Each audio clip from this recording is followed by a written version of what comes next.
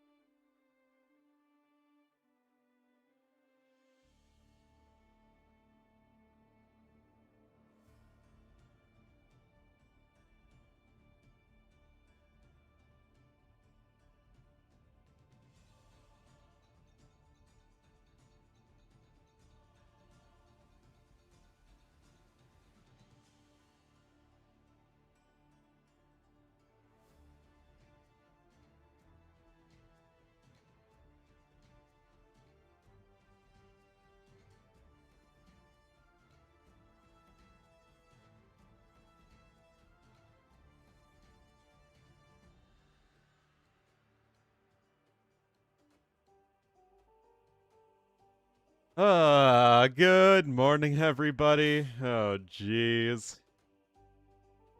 Oh, it's good to be back. Uh, Super Mega with the 3 months and Torvin with the 16 months. Thank you so much. Ah. Oh, I'm ready to scare him, baby.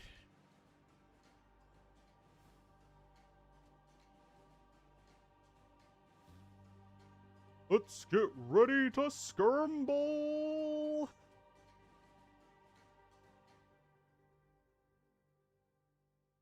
All right, they're in the lobby. They're Civ draft.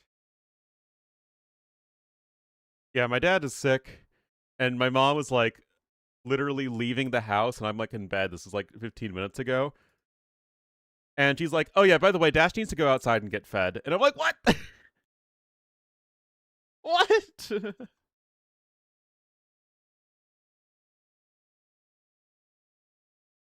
Oh, jeez.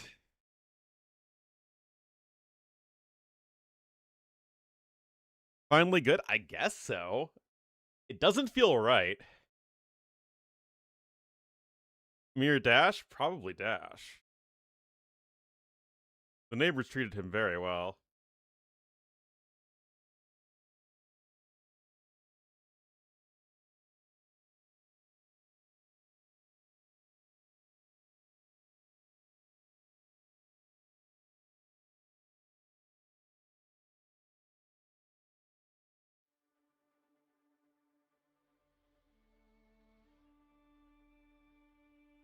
Is a recession indicator? Yeah, basically. They're all waiting for me. Yeah, not quite like that. It's more like, oh crap, this is my first stream in a while. I need to not screw it up.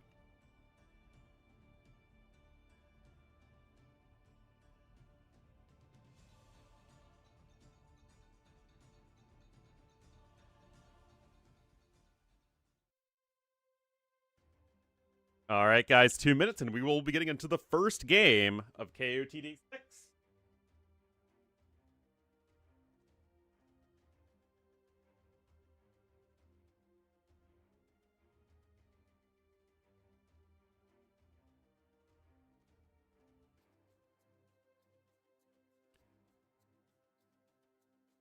Don't even. That's all your fault. Why don't you say hi?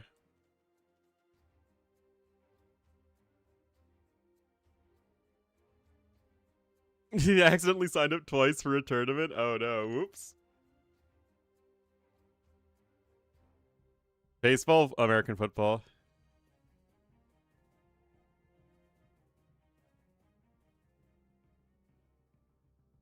Oh wow. Oh man. Jam Vanderloop with the 82 months. Thank you so much. Good morning to you. I will definitely cast with Mem, I'm sure, throughout the tournament at some point. Don't know when exactly. When he wants me to.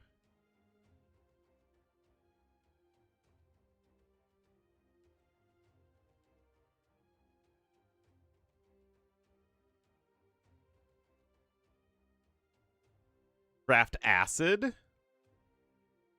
I don't know if I want to draft Acid. That sounds extremely painful.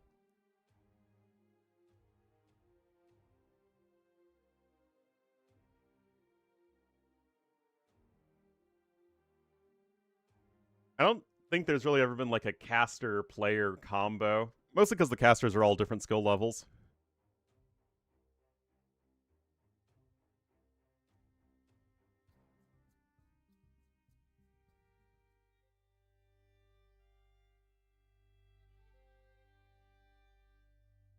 Anyway, hello, everybody. Welcome back. I know I am back, and I am so thrilled.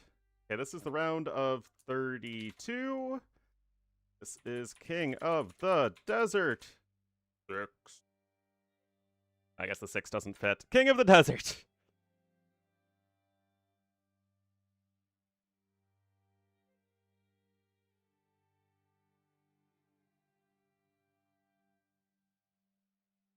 All right. Let's jump into this.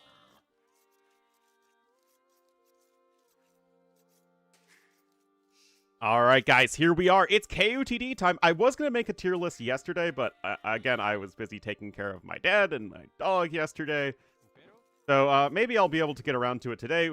1, 2, 3, 4, 5, 6 rugs. Of course, the rug's always an indicator of which KOTD version it is.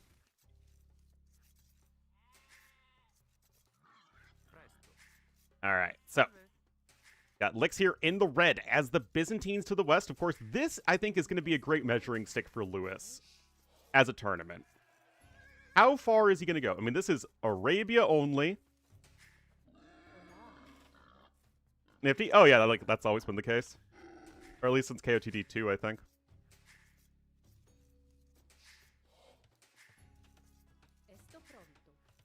But yeah, this feels like, okay, if Lewis is going to advance far in this tournament, then, you know, this is the time to do it. Meets Hera next round. Oh, does he? Oh, right. Well, let's see if he can beat Hera, guys. Ragnar XYX, thank you so much for the sub. Oh, man, guys, it is so good to be back. I have been going through AoE withdrawal. And that's even, I played a game with my cousin. Or, like, I played a game on his account to teach him how to AoE too, and then he played a game on his own account, and he won! It was Byzantines versus Goths on Arena, and I told him to make hand cannons and go into cataphracts, and he won. He was very happy. So actually, it really wasn't that much of an advantage, because, like, all of the settings were completely off. Oh, and Fall Child with the Prime, thank you so much. Welcome, welcome to the Wolfpack. Guys, I am so excited to be casting this tournament. I'm so excited to be back.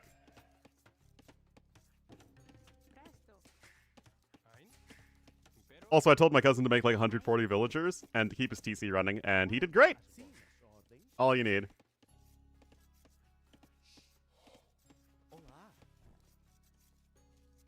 Well, it's very true. Very, very true. Cast again? I mean, I haven't streamed in like over a week. I didn't even have time to get myself breakfast or coffee. We're just going in raw. All right, so Byzantines versus the Portuguese. Nothing really too crazy here. It's a Byzantines matchup. Portuguese, I would probably put in low S tier for Arabia these days. Byzantines, I'd probably put in A tier, but with the caveat that they kind of have like an okay matchup versus everybody. Oh, thanks, Ragnar. Anyway, looking at the maps here already, we can see that there is a back gold for Lix, which is always very helpful. Whereas it is forward for Lewis, who also kind of has some forward forage bushes, but both players have that, so that kind of cancels each other out. Kind of wall to the TC, wall to the edge of the map, get yourself a little bit safer. This map is more open than the traditional Arabia. You got a couple of vills going over to gold, and Lewis will be opening up with some militia. Threatening to the Byzantine buildings? Yeah, yeah. Oh, Lixie, Lixie, Lixie! Just takes a...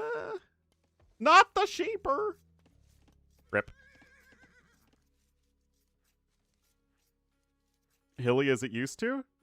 I mean, it's like a few low hills here and there, but it's pretty barren. Whoa! Okay, Lix is going to be starting us off with the Chinese classic, of course, forwards, spearmen, and skirmishers. I was wondering, when I saw Lix pick Byzantines, I'm like, are we going to be seeing this? Yeah, it looks like we are, but I wonder if Lewis is perhaps anticipating this.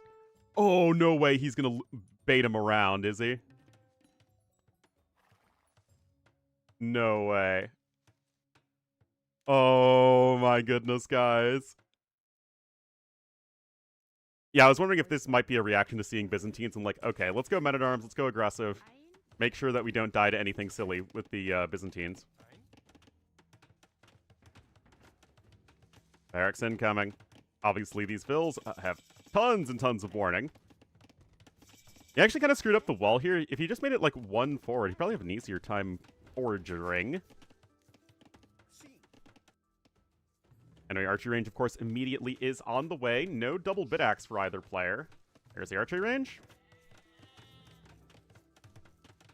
And you can see that blue is off of gold completely, so he is just ready to skirm it up.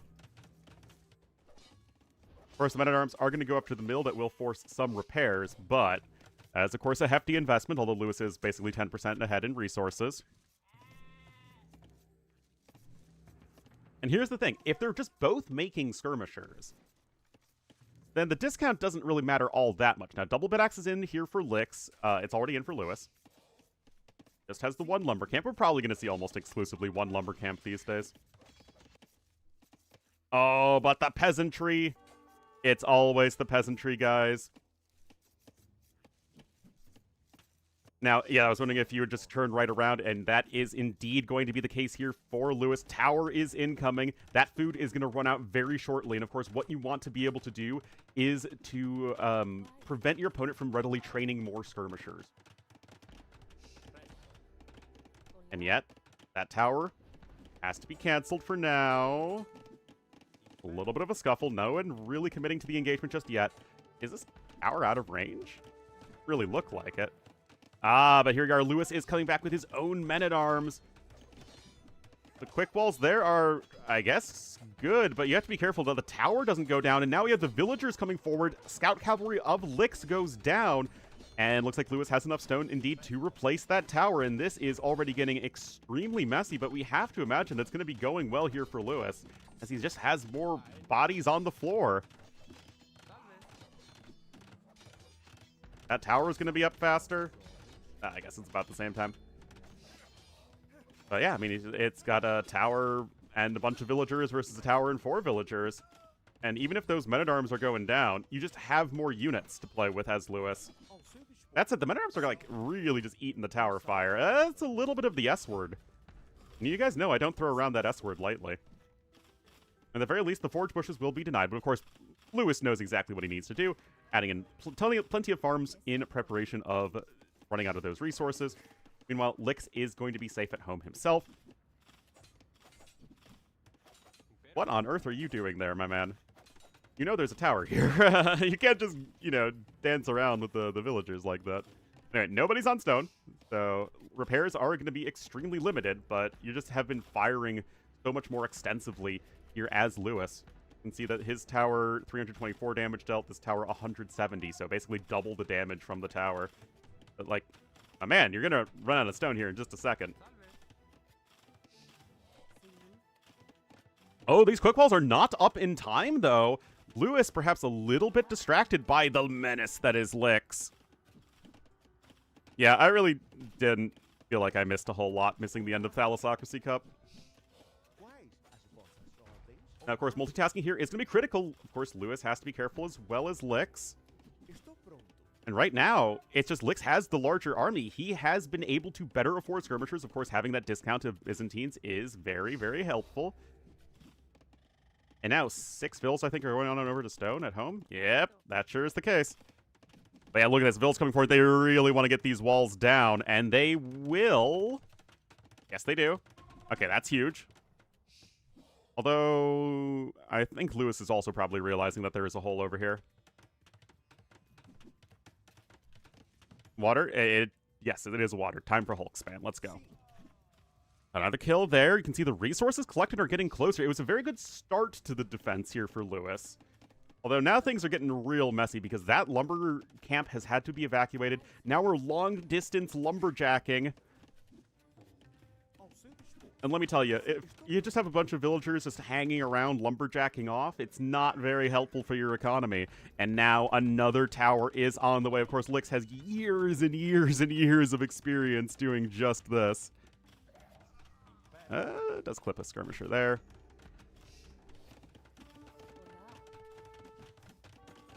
And of course, Lewis himself is now going to go over to stone. Looks like he just has a scout on auto scout. Yeah, I know what I said. Still, that wall is not going to last very long.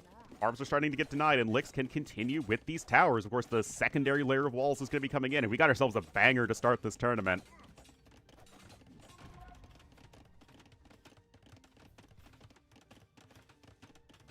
All right. I mean, that's a lot of houses, of course, you just had to build. I mean, it's necessary, but it's still a steep investment. It's a snag there. Also, this is open here on the right side.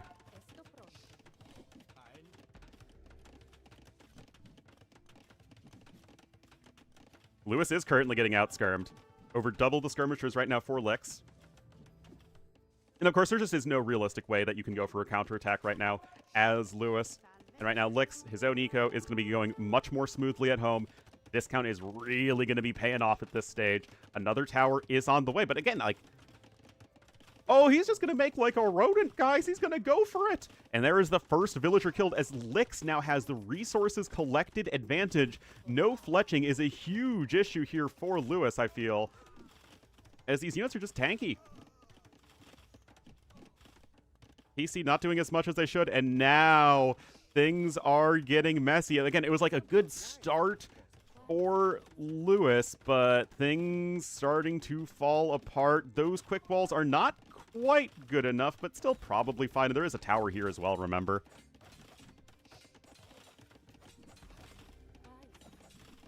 And of course, there's just only so much you can do here. Now, of course, our blue player is off of the stone on top of everything else. What I want to see from Lix is just a market. The market eco balance isn't perfect, but just, yeah, just grab a market and click up.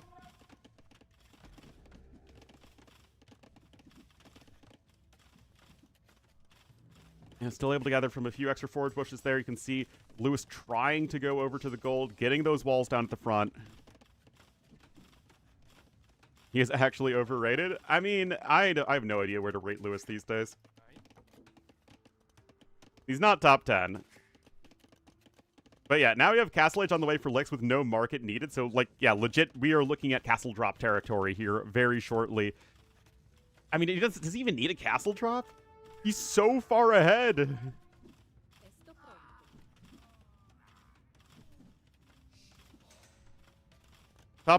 Easily top 30. Is he top 20? Probably. I probably feel like most comfortable in like that 15 through 25 range.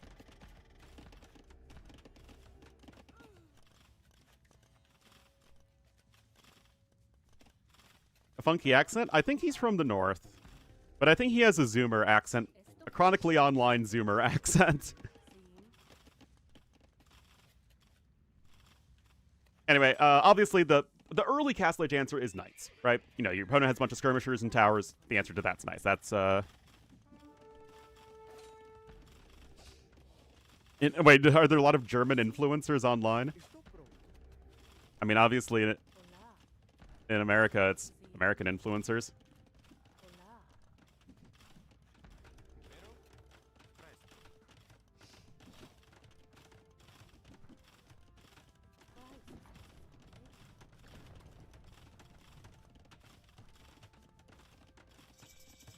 I don't even know who Cadrill is. Anyway, Castle Age is in, guys. There is enough stone for a chateau. We got Bodkin immediately canceled. Lewis does click up. He's not given up yet. Chain Barding Armor is going to be the upgrade of choice. Still need to be careful with those bills. And, of course, Lix is.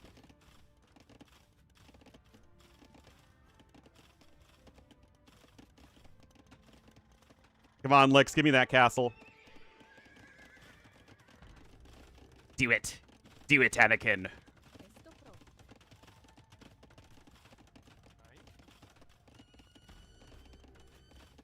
I mean, you're out of stone.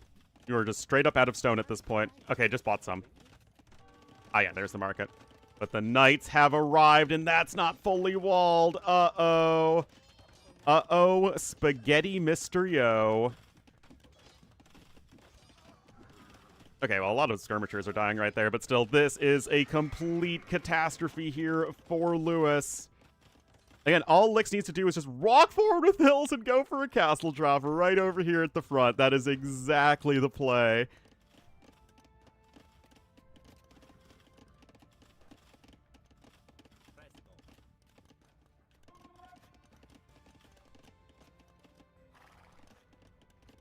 Well, yeah, I guess the accent would be more American, but the diction would be chronically online Zoomer.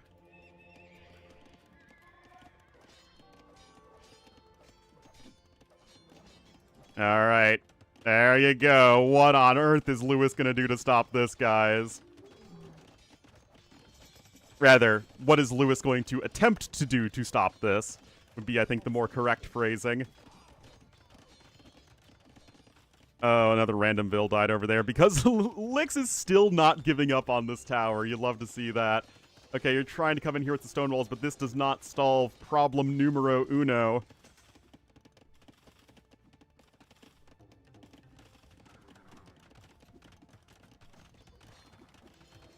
And that is, of course, going to be this castle here at the front of Lewis's base.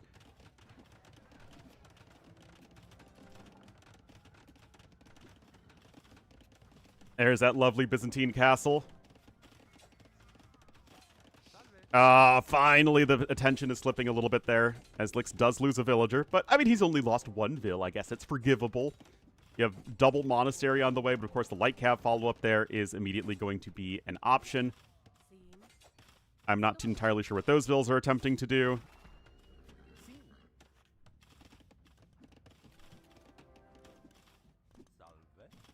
Of course, we even have some relics on the way. Second TC, no reason to be, like, fully all in. Lewis is in a completely disastrous position. I think his score, is it really just scouting? I think it might be scouting. Oh, it's scouting. Yeah.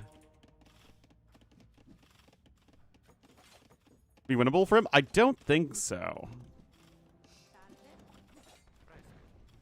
I mean, is Hera better than Lewis? Yes, but is Hera, like, massively, significantly better that he could just turn around a completely lost game like that? I don't think so.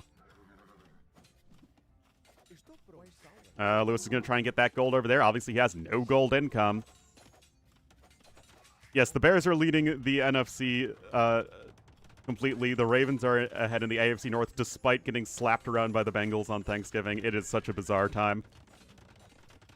I'll take it, though. Thanks, guys. Yeah, no Bodko saw. I mean, Lewis is trying, man. Gotta give him credit for that. Bodkin's now on the way here for Lix, and the thing is, Lix is so comfortable in these types of games. They're messy. Nobody has a perfectly clean build. Lix, though, he has experience, right? And that's the one thing Lewis is still going to lack, just because, again, well, it hasn't been around as long as Lix has. You're in these more atypical situations, and the flowchart of what you need to do is still very, very clear. Denying this gold is a super smart move. And, like, what do you even do right now? Just try and get the other gold, I guess. You do have 3 of them. Of course, it would behoove Lix to try and deny that as well. But, I mean, he's just going to get getting ready here for castle number 2 as well.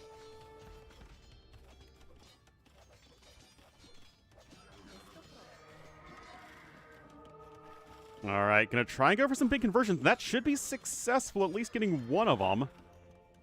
And, again, it would certainly be good for Lix to try and deny that. But castle number 2 should be here in just a second, and Lewis is still very much not going very well in this game.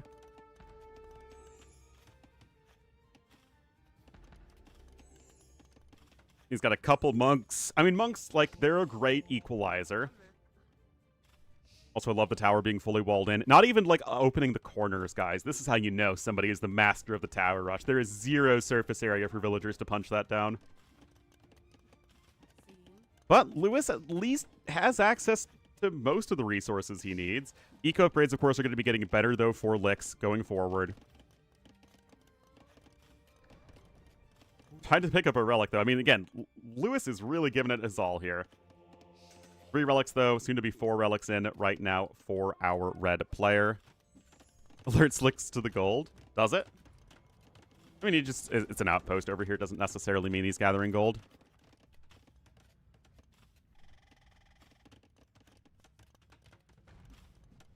Oh, this is what we want to see. Game 1 of KOTD 6, guys. Let's go. Oh, boy, guys. It is a tower. It is, as they say, a tower.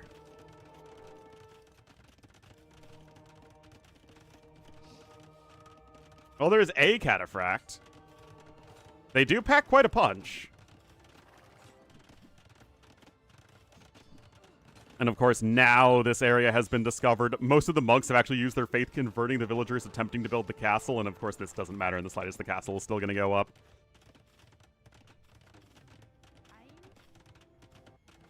Here we go. And I'm sorry, Lewis. I mean, it's single elimination, right? So, I mean, every game really does matter, but Imp is on the way.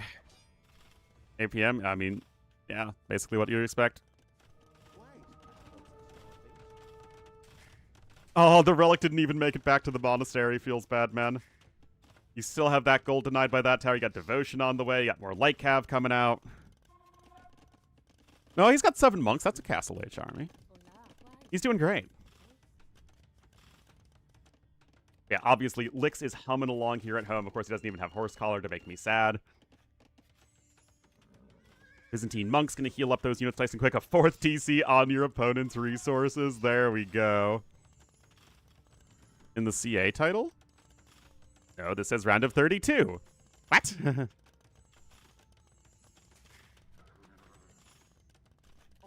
Anyway, I imagine Lewis is just going to resign as soon as Imp comes in. Oh wait, it is the. I thought it was just top 32.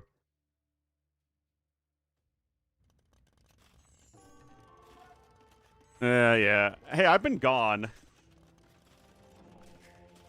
I've barely had a chance to collect myself.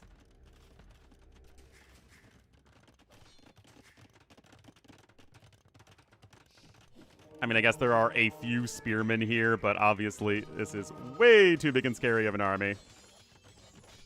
Good conversions, of course, but, like, it very seriously does not matter. Yeah, Lix's macro really is left a little bit to be desired, but he's fine.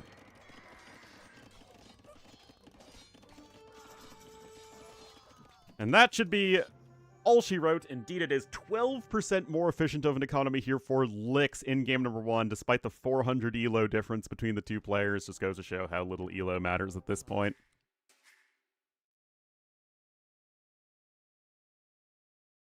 You got Lixed, my man.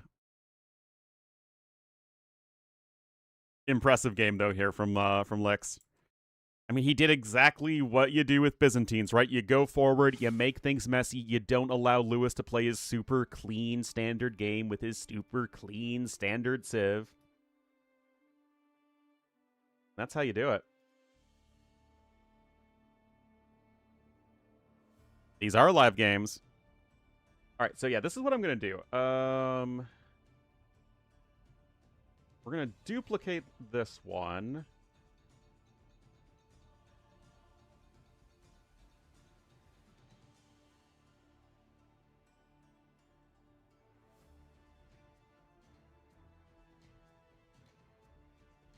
And then we can just show the full thing. Oh, whoa, whoa.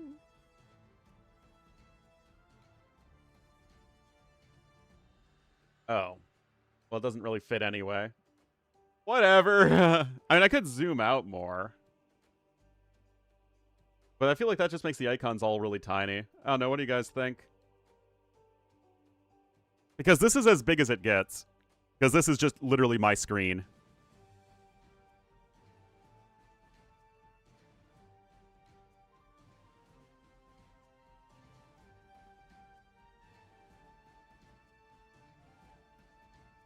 I feel like, does seeing the admin bans really matter that much? Oh, also, it was Byzantines over Portuguese, so number 3 pick versus number 2 pick.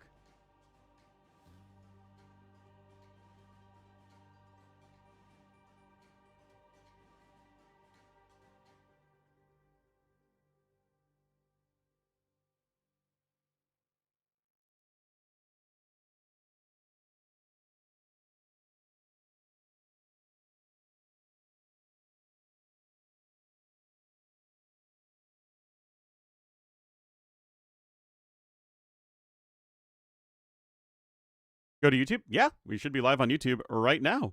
Considering Vine Smash has been messaging me, or typing in the chat there, that means that things are not going catastrophically wrong, which, you know what? anytime things aren't going catastrophically wrong, big win.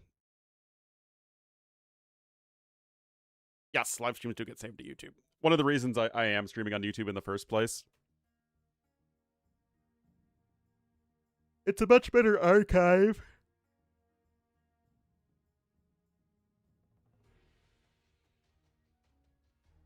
All right, guys, 2 minutes, and we'll get into game number 2. Goes up on YouTube. I mean, what you guys see is the only feed I have.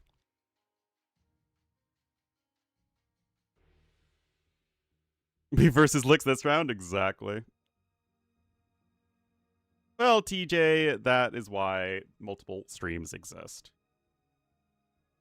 A child in chess tomorrow? I don't know. Is the child very good at chess? I mean, age matters very little when it comes to chess. Sometimes kids just have it.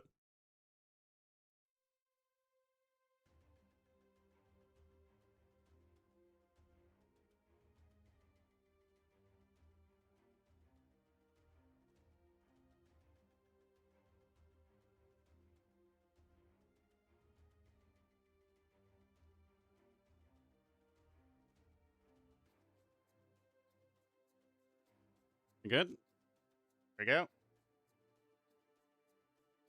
Project. Oh, really? Where is he from? Is it Russia or India?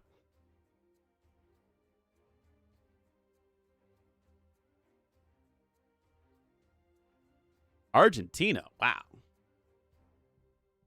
Can I help you, little dog?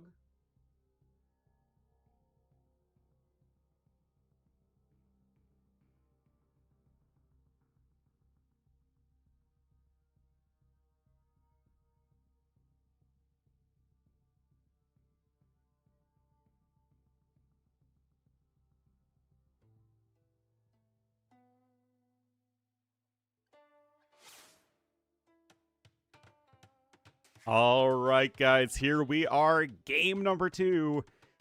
Winning the last game in the red to the west. It will be Licks playing as the true, good, and pure Age of Conquerors civilization. And to the northeast, in the blue, it will be Lewis as the evil, smelly Three Kingdoms civ.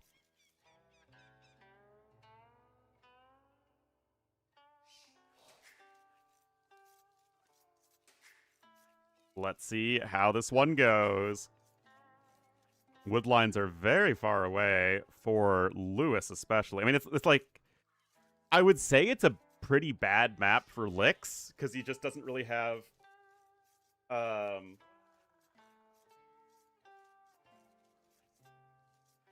doesn't have the safest woodline, but it's like a really bad map for Lewis. The Huawei Riders. Oh my goodness.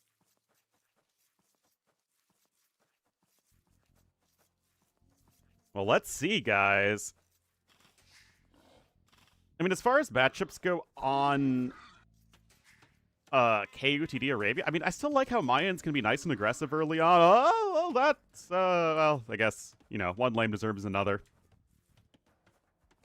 Nothing too crazy, honestly. Perfectly symmetrical violence and all that.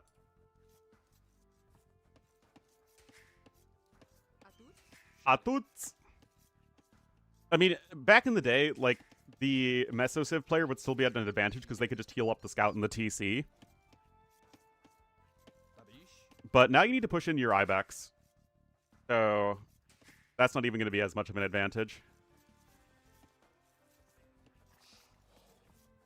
Double. Well, I mean, like, they both lamed each other. They both took a boar. They're still on their 2 boars. You know. When am I on kick? I refuse to go on kick.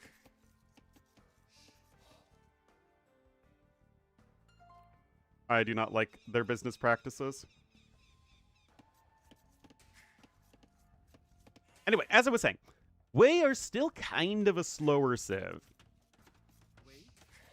So, the extra eco is great early on, right? You get double bit axe, you get horse call, you get 2 extra villagers. That's super good, for sure. But no military bonus in feudal age. And your eco bonus is still going to take a little while to pay off.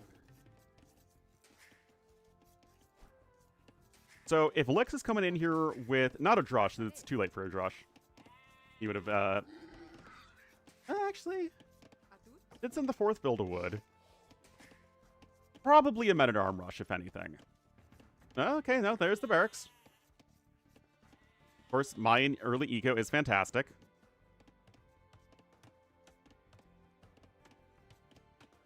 What? 167 viewers? Well, yeah, that makes sense.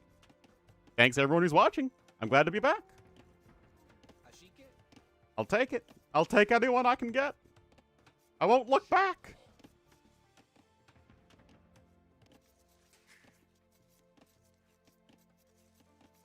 Anyway, Lewis has like a ton more vills queued up. I imagine they're going to get canceled. Another, victim of cancel culture and all that. Yeah. Doing that 19 pop-up for him. And as Lix has obviously not made any militia just now, we have to imagine it will be a Men-at-Arm rush for the Mayans player.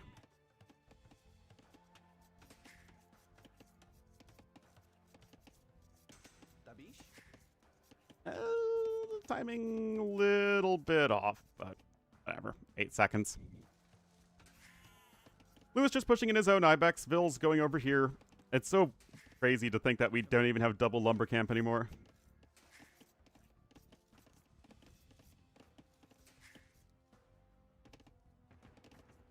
Indeed, there are the militia queued up for Lix. He wants to go aggressive versus the way.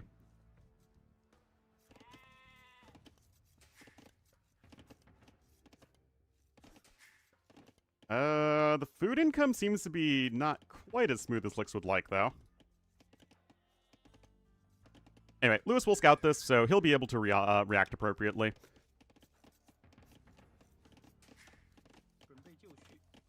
We'll have to see if he still commits to scouts, right? Because a Civ without an early military or eco bonus, or maybe it's just a 2 militia drush, if he queues up the 3rd one.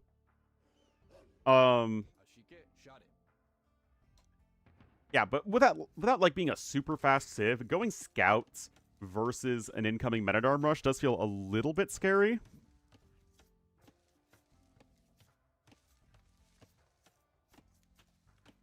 So we'll have to see. Will it be an archery range? Will it be a stable? All right. Lewis is saying, you know what? I can defend against this. No problemo. Let's see if he is correct. I mean, those quick balls are certainly good. Men-at-Arm is canceled.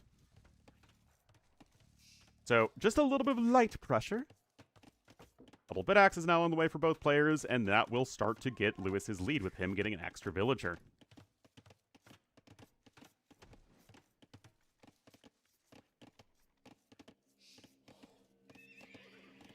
Of course, Scout does beat the Eagle Scout in Feudal Age. Militia helps out. Yeah, that's still going to be a nice win. Nicely done there for Lewis.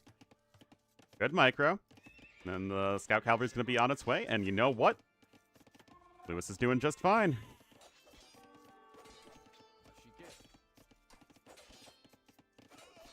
Oh, very, very nicely done here from Lewis. Yeah, saved everything. 3 kills, 0 deaths. Hard to argue with that.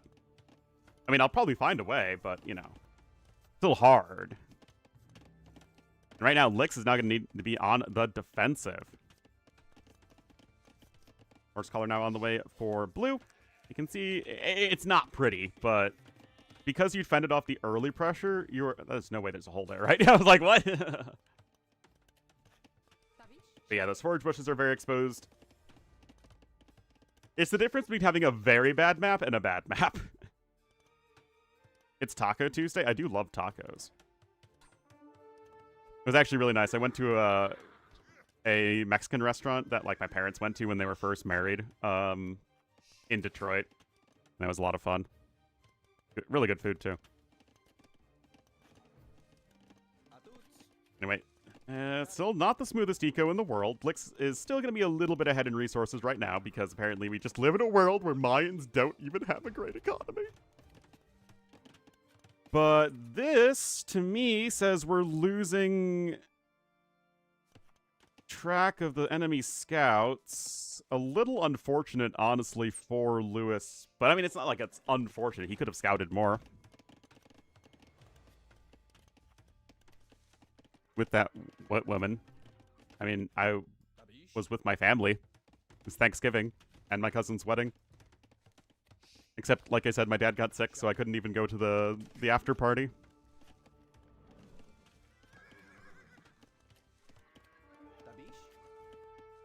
Oh. This is a best of 5. Alright, there's the range coming in now here from Lewis, but I mean, Lewis is cruising, man. Got his horse collar upgrade. This is still a little bit ugly.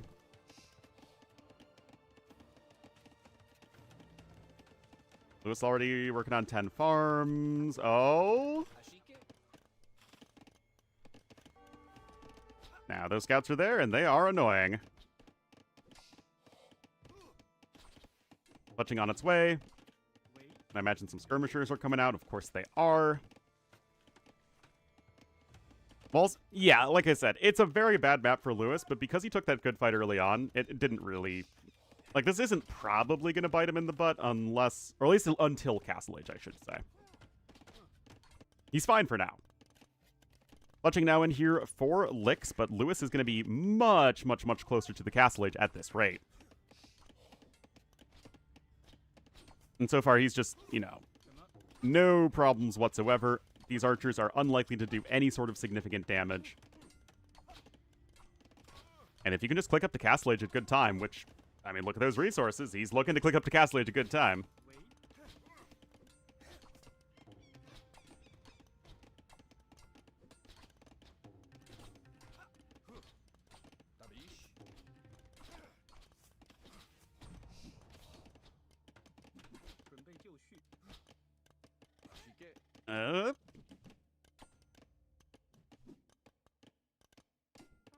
Oh, got a couple chicken suit men coming in. I mean, this isn't the prettiest thing in the world. We have a few idle villagers right now for Lewis. The Arabian Wolf is coming in. That's what they call me when I go visit Arabia. The Arabian Wolf. Except I've never been to Arabia.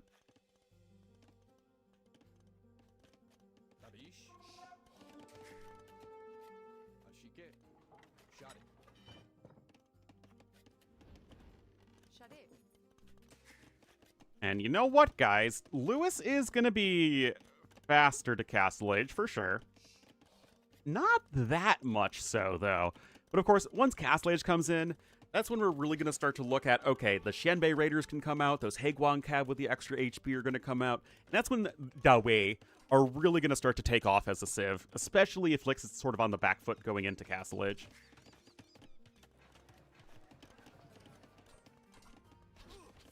Absolutely everywhere. I mean, yeah, it's Arabia-like enough. That said, what Lix is going to be doing, and what I'd love to see from him, is a second archery range. It's so underrated these days. A little bit of market usage there, and you are good to go. So yes, like 40, 50 seconds faster to Castle Age, but you have a larger armory anyway, so this is probably going to be a bit of a wash. What is interesting is that Lix has still done enough, guys. Look at this. He's still ahead in resources collected. Mayans still have a solid economy of their own.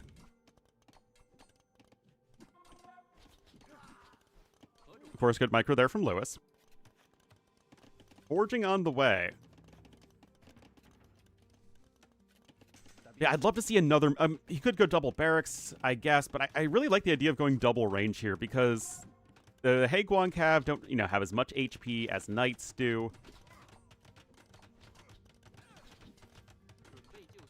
Forcing out this defensive tower, too, honestly. Perhaps Lewis really is underreacting to this. Yeah, again, I kind of like the double range idea a lot. It allows Mayans to keep on the aggressive, which is exactly what you want in this situation. Forging, did I say forging on the way? Did I say da way without actually saying da way? Alright, Castle Age is in, but look at this, guys. Bodkin having to come in. Elite Skirmisher as well would be a nice pickup for Lix, right? These are not upgrades that Lewis wants to invest into right now. Well, Bodkin, like, maybe, because you can still go towards the Xianbei Raiders, but definitely not Elite Skirmisher. That's not what you want to be paying for right now. Look at this, 20-8 army, 2 seconds to Castle Age, and of course the Eagles are going to immediately get that damage buff. There's one hey Guancav on the way. Of course, Lix is just going to be scooching on back for now. Skirms might be able to get a decent angle. Yes, they do get a nice kill there onto an archer. Might get another one. That is no luck for them. Skirms going to get a little bit more value. Bodkin is now in. Crossbowman, of course, will be in here momentarily. And Lewis still doesn't really have a ton of units. Guys, the Hagwong have no upgrades at all. They're really not going to be very impressive at the moment.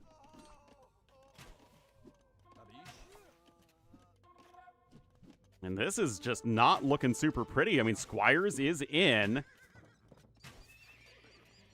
Like I said, it's just the fact that Lewis is having to get all of these upgrades he doesn't want to get right now. He is adding a second TC, but look at this, guys. Lix already has one. There's Eagle Warrior. Third TC, too. This is Doubt playing 3 TCs with freaking Mayans against the Way. Oh, look at this. Another nice hit. Like, Lix is coming to play, guys. And it's funny, like, he's just using AOC sieves, and it's just like... There is nothing here that is especially, like, new or revolutionary at all. He's just playing it well. And Lewis is not quite reacting to it as much as well as he would like, I'm sure. Anyway, Eagle Warrior upgrade is in. You get that extra Pierce armor, but the TCs are here, and they will help protect the villagers, at least in the short run. Meanwhile, there's Hagwon Cav doing nothing on the other side of the map. Again, I am just flabbergasted. Flabbergasted, I say, that we don't even have a second archery range or a second barracks. But, like, it's working. Like, this is just Lick saying, I am going to be confident with my unit control. I'm not going to throw away my units, and I'm going to be doing just fine.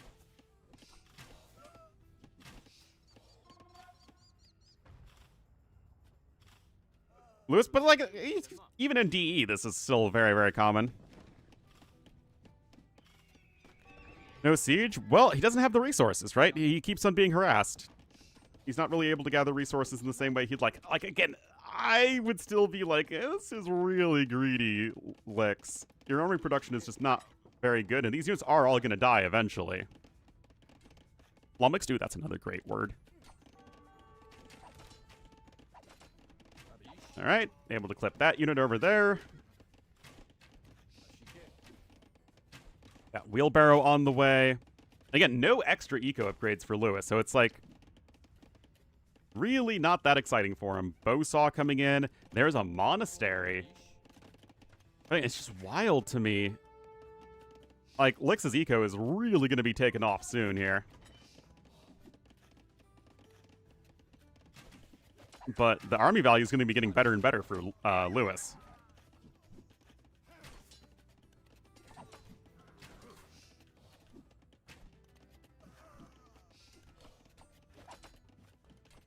There's Bowsaw coming in, but I want to see some production here. Okay, there's the second barracks coming in now at the very least. Also, the other thing to keep in mind is no stone income for Lix and no extra gold. You can see he's got a secondary gold over there, and where's the other one? Over there. Okay, so TC number 4 over here I think would be a wise move.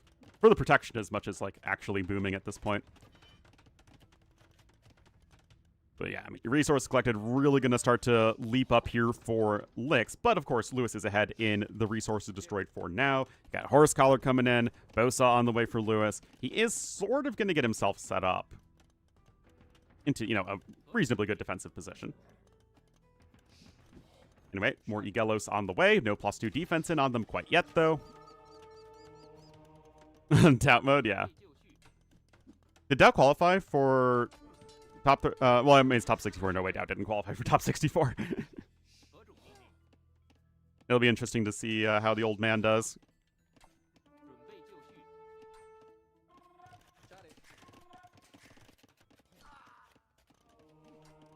All right.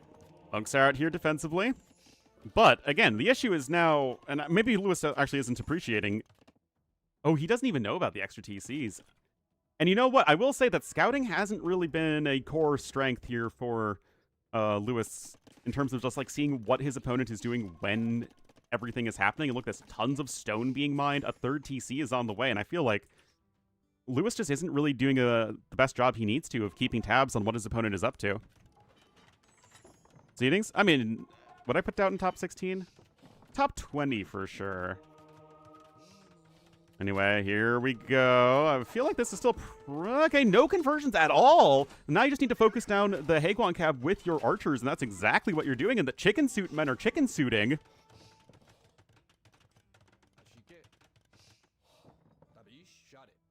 Investigating for some... I mean, this is absolutely very reminiscent of how Lix plays. There is absolutely nothing in this game that screams anyone other than Lix right now.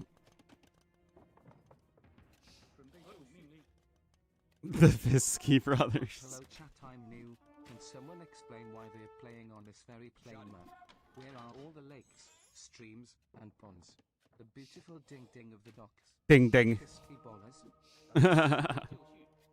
Oh, man. Here we go, guys. It's go time, says Lix. 1 forward castle in the previous game. Or 2 forward castles, actually, in the previous game. Yeah, I am not ashamed that I had to miss the last stage of the Thalassocracy Cup.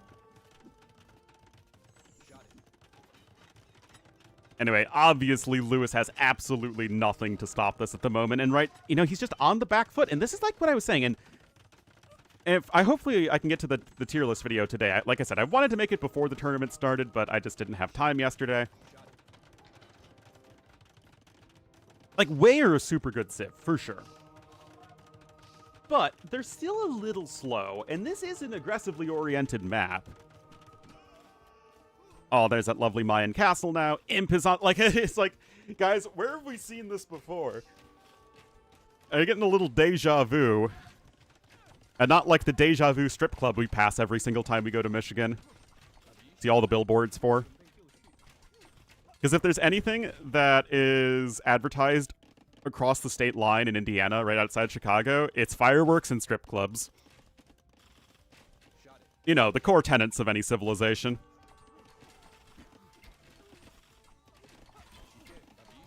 Lewis is clicking up. It's slightly slower, though. The villager numbers are similar. But, like, what's he going to do that's good? The Xianbei Raider are sort of already passing their time in the sunlight. For a strip club? You bet they are. Welcome to America. Still, those are good engagements from Lewis. A 4th TC is coming in. He's certainly not going to give up. But, like, how are you even going to stop this? You need to get, like, double siege workshop for traction trebs?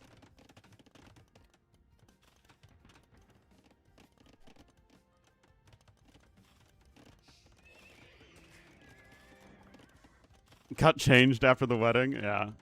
Like I said, I didn't even go to the after party. Oh my god, and guys, like the after party, I was there for like 20 minutes before I had to take my dad home. And it was at the Detroit Athletic Club. And it is like the most snooty, insufferable... I don't even know, it's not like a country club because it's in the middle of a city, but like supper club, they probably call it.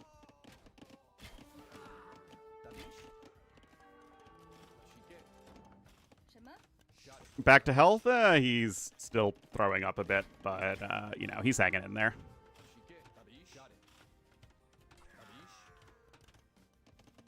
Anyway, guys, you can immediately afford Elite Eagle Warrior here as Lix. Okay, he's marking a little bit. Mankini. No, this is the main event. There we go. Plate mail armor in as well, and I have no idea how Lewis is going to even consider defending here. 5,000 resources ahead is Lix. Like, did Lix kind of throw away a few units unnecessarily? Yes, but he has his eye on the prize, so to say. There's a castle coming in over there, and like I said, it's like, what are you going to do? Get traction trebs out? Where are your siege workshops? Traction trebs are still very expensive.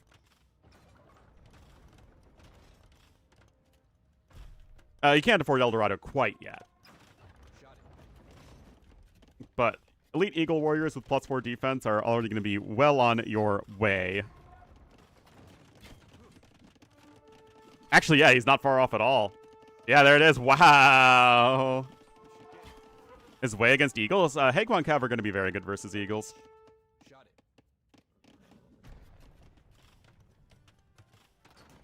In the second round. Oh, was he complaining about it? That would be really funny then if he was knocked out.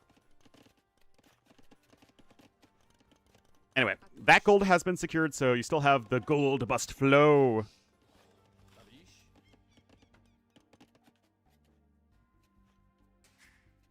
Unrelated? Yeah, probably. I talked about it in my History of the Civs video, which I hope you guys enjoyed. I kind of made the video and then had to dip out of town. But, yeah, I hope you guys liked it. Those are fun to make. Renamed? I have no idea. It's still El Dorado right now. Oh, was it renamed? Oh, that's sad. It's a part of Age of Empires history right there. Anyway, guys, Elite Eagle Warriors are doing Elite Eagle Warrior things. They're about to be fully upgraded in just a second.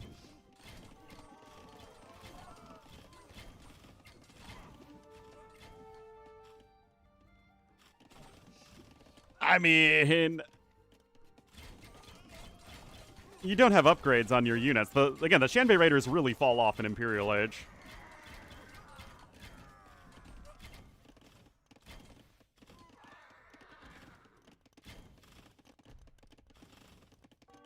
Cotton armor? I think that was an upgrade in AoE 3 for the Mayans at the trading post. That's boring. Guilds? Oh, guys, that's how you know they're a super smart and sexy AoE 2 player. And also he did build a TC over there to the west to help protect the villagers, which I really liked. Like, at least El Dorado has some pizzazz to it.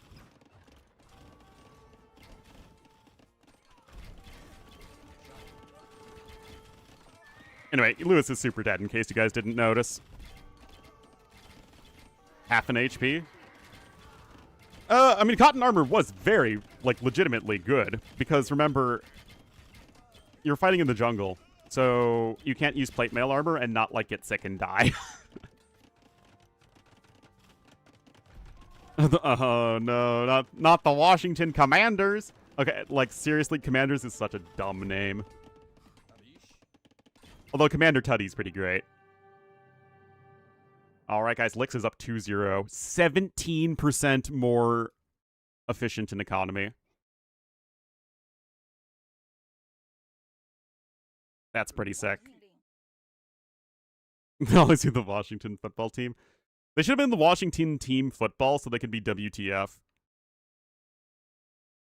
I mean, Thunderclap Bombs is pretty great. It's like literally one of the best in the game. Sitting Tiger is also great for the Woo.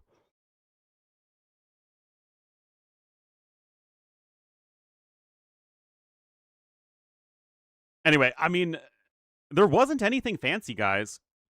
What happened, like, where this game was really starting to tilt in Lix's favor wasn't the early game where Mayans have their biggest advantage. It was late Feudal Age where Lewis was just trying to play a little bit too greedy, going for a few scouts, a few skirmishers, and it was just that Eagle plus Archer combo.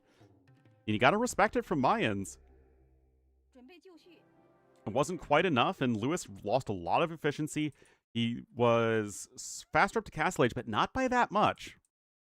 Yeah, Coiled Serpent Ray is also a great name, to be fair.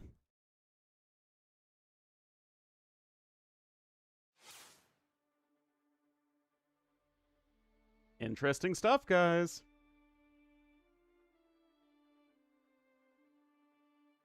He's not disqualified, yeah. That's Mayans overweight. So the number 2 Civ pick versus number 1 Civ picks. Red Cliff Tactics. The thing with like Red Cliff's tactics and Coil Serpent Rays, they're just really long. They don't really roll off the tongue.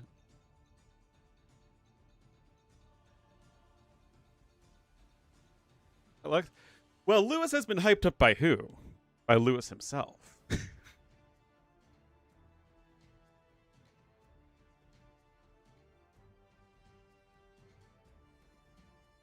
Persians versus Koreans. Well, they're still Vietnamese. I mean, the thing is, when it comes to, like, Civ mashups, especially when you're not, like, down at the very... Actually, hold on. They have so many Civs to choose from. What? I mean, it's a best of 5, and you have 7 Civs to pick from, so, yeah. Not... Yes, it's single elimination.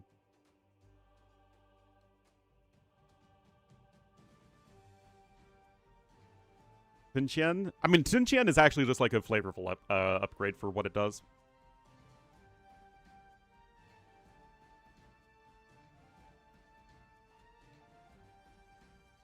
Alright, guys.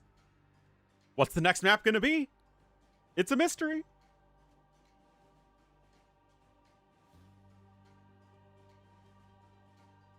Recap.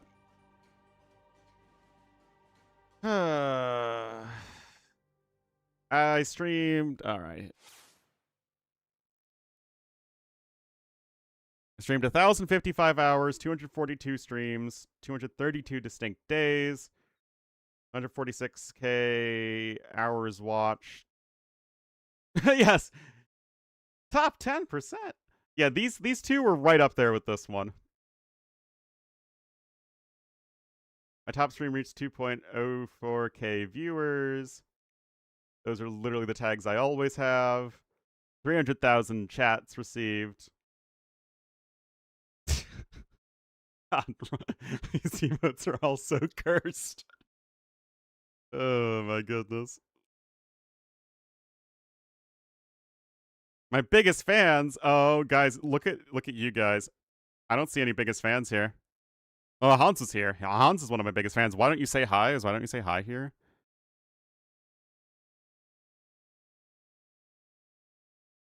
Crossovers.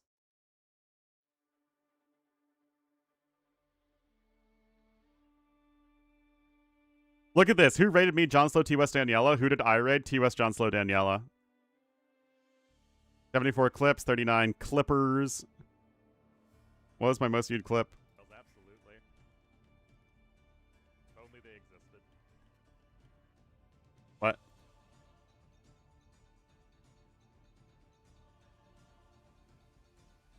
All the fangirls, absolutely.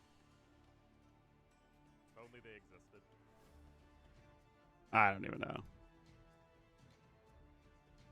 1,700 new followers, 472 new subscribers, 81 hype train, 7.7 million points spent, chat badged unlocked. Share my recap.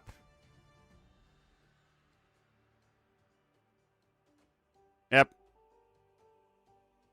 Oh, that's my recap. Oh, my viewer recap. Oh, yeah. Oh, this is going to be so sad. Hours watched, 66. 278 distinct days visited. Well, I don't recall ever being in art.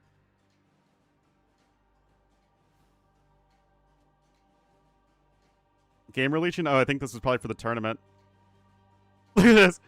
I sent 28 chats in D90's channel. It's actually the LA Clippers as a basketball team. 685 chats sent. Look at this. Oh, man. I spent like no time watching Twitch, man.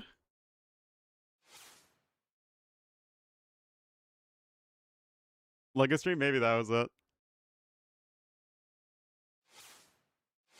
Okay, yeah, it was like the transition scene was delayed a little bit for some reason. All right, guys. I mean, Lewis's tournament life is on the line.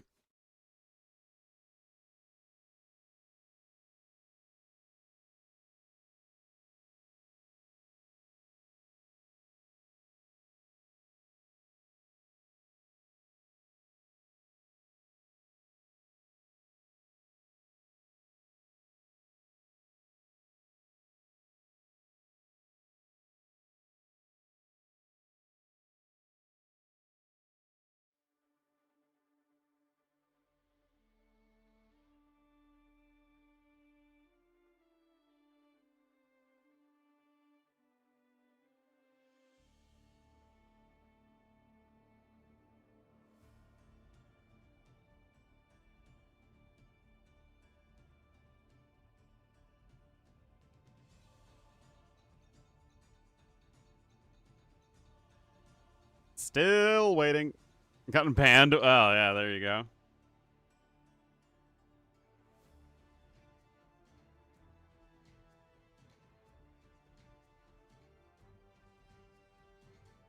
Well, I would like to get some breakfast, because I haven't eaten today. I'd like to get some coffee. I thought I'd have to wait until after the series. Titans League, I have been out of town. So I have not seen any of it.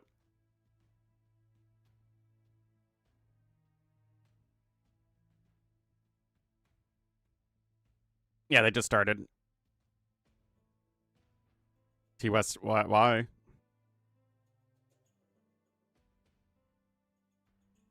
And Hera versus Vinch? I mean, always bet on Hera.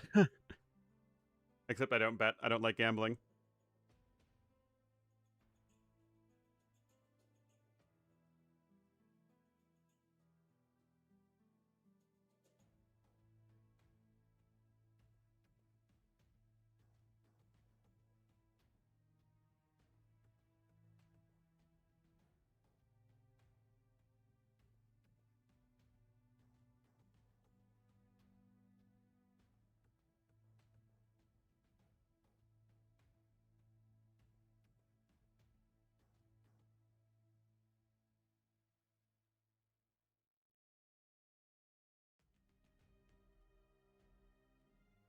Hera or Vinch? I don't even know what's next, guys.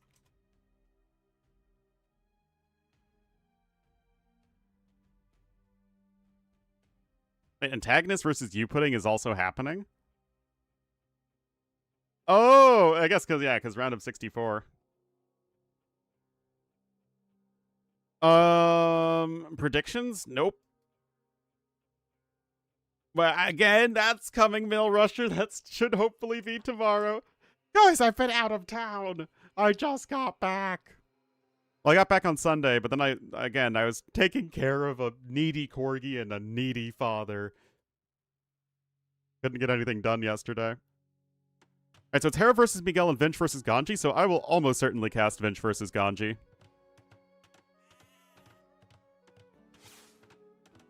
Too little, too late. It's too late for me to do the tier list. We've already had 1 day of games. Alright, guys, here we go. Lewis, tournament life on the line here to the south of the map as the Georgians. And to the northeast in the red as the Vietnamese. It will be Licks. Body? No, I don't, actually. Alright, look at this. Still... So here's the thing. It's one of those cases where all of the wood lines are forward for Lewis, but it also makes it an easier map to wall. That gold at the bottom of the hill is quite ugly, though. Don't be Archer, Micah. I don't miss that either. I just like it when people can do different things and different things from each other. Yeah, look at Lix's wood lines. Again, he's got 2 in the back. He's, of course, going to the forward one first because it's probably just what he incidentally scouted. No, he scouted the other ones. So weird. Also, was KOTD never 9-Vil start? I feel like Mem... Didn't he make, like, the last KOTD 9-Vil start or something? I mean, I prefer 3-Vil start, so I'm not complaining. But I just realized that.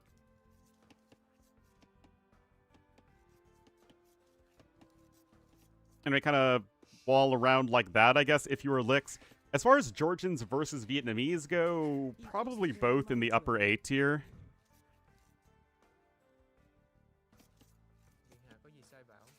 Something like that. I haven't really thought it through. What I love about Vietnamese, though, is that they're so flexible, right? They're not like the fastest Civ, although you can lane with them if you really want to. But you've got such a nice, smooth early eco, and you have a good military bonus with the extra ranged unit HP. You can go for crossbowmen, cav archers, knights, light cav all very effectively in mid-game, and you have a good late game with rattan archers and imp skirms. So, I don't think they're like a top tier pick, but they are just super solid. Georgians, meanwhile, are going to be a little bit more erratic, I guess, in terms of their relative strength, right? Like, you have a very fast start with the free mule cart. Then in Feudal Age, you don't really have much going for you. Early Castle Age, same thing. It's really then once your fortified churches start coming in, then you start ramping up a lot in terms of power throughout the rest of the game.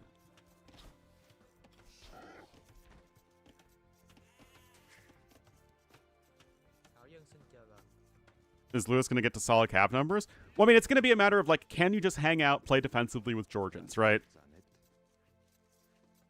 Fire Lancers plus Skirms? It doesn't have mobility, but yes, it is a very real thing. Top 5 Sifs? I haven't really thought about it that much, but Chinese Ketons for sure. Mongols are still probably up there as well.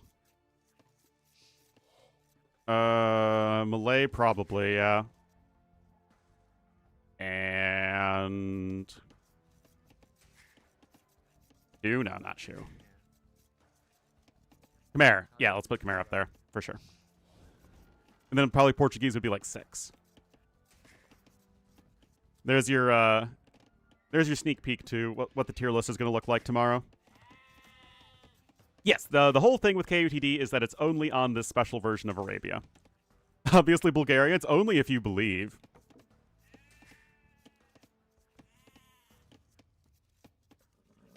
Like, Bulgarians are so good, they can't be defined by mere tiers. Top 5 Chinese players of all time. Yo, Tim,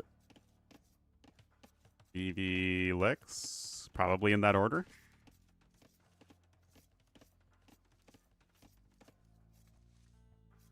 This version of Arabia? Yeah, so this is a little bit different than the latter version. It's not as hilly, ostensibly. And the woodlines are a bit further apart, so it's a bit more aggressive.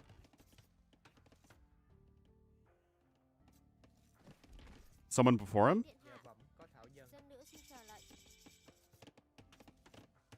Who was competing with Out and Chris? Grunt, Coven, were Korean. And Halen was Japanese.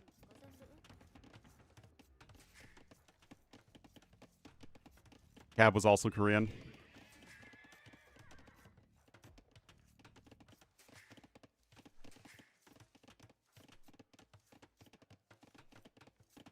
Hindustan's, yeah, I would probably put him in like high A tier. Yeah, it's basically going to give you, I think, more consistent generations. Like, you see you have 3 woodlines that are kind of dinky. Iori? Oh, yeah. Was Iori Chinese? It's... I mean, that is, like, only a distant echo of a memory. I mean, I was too young to be watching those games live, so I just kind of watched them later on.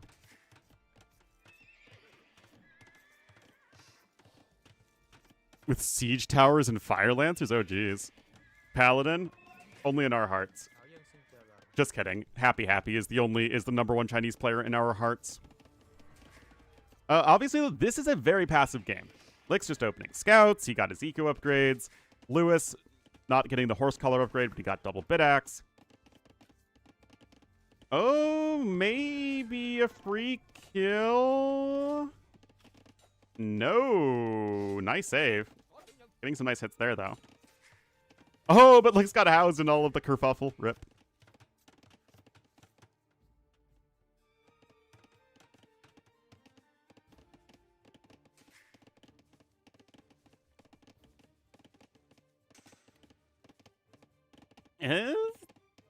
Definitely not the cleanest early game here. The best UK player ever?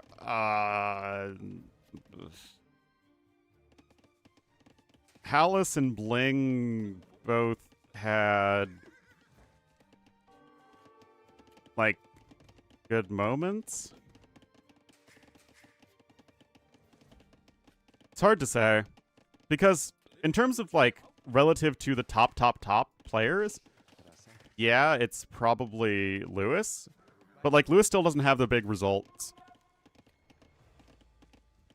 Shoot when gun garrisoned. Oh, okay, that's just not how it's supposed to work, then. Answer is Lewis. Yeah, that's true. Lewis did win a tournament. Yeah, it is probably Lewis. Anyway, archery range coming in. It's still just going to be a bit of a better start. Going to be a nice spearman kill here as well. It's actually first blood in this game.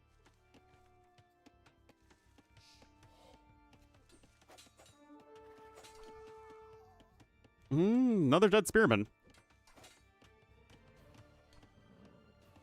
Oh, Ville's derping around too. Improved vote? Probably, yeah. A big result. For sure. All right, there's the range coming in here from Lix. We already have it in for Lewis, who is making skirmishers, because skirmishers are perfect and delightful.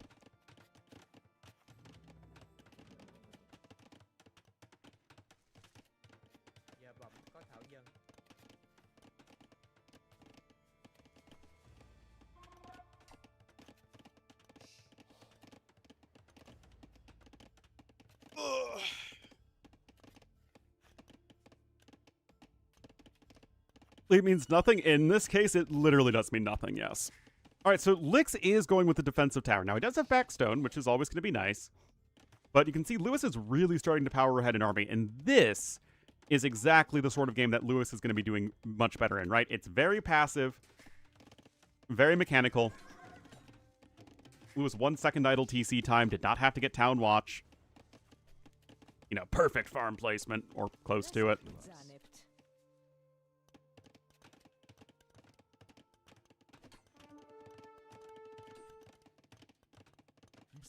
My BB, yes.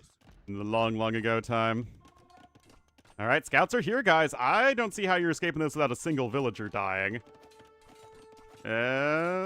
Shorty's getting low. And there's a nice kill. Lewis still hasn't lost anything yet, guys. This is looking much, much better for him in this game.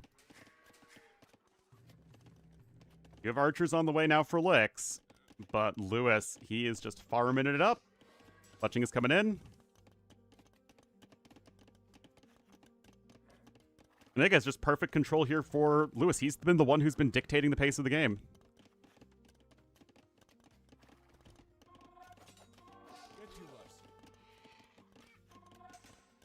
Fletching now in. And the second range is coming in too. So this is actually pretty interesting, right? Because if Lix has a way back into this game, it is probably going to come from a lot of late feudal age pressure.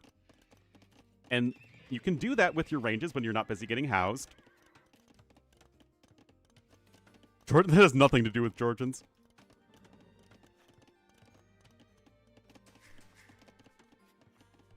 But yeah, just super smooth eco here for Lewis. That villager might have a bad day. Some real life money? Oh, I don't do that, man. Anyway, sees the archers out. Gonna get one kill at least. Now, that's this is going to be a good fight on the whole for our red player. I mean, he did clean up a majority of that army, but Lewis is escaping with his scouts.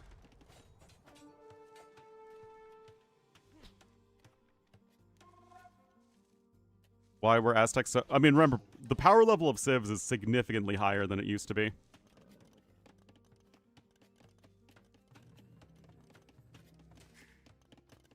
So Aztecs having the free loom and carry capacity boost was like an enormous advantage, whereas now it's like if you don't have insane early bonuses like Georgians and Vietnamese, for instance, you're not going to have a bad... you're going to have a bad time.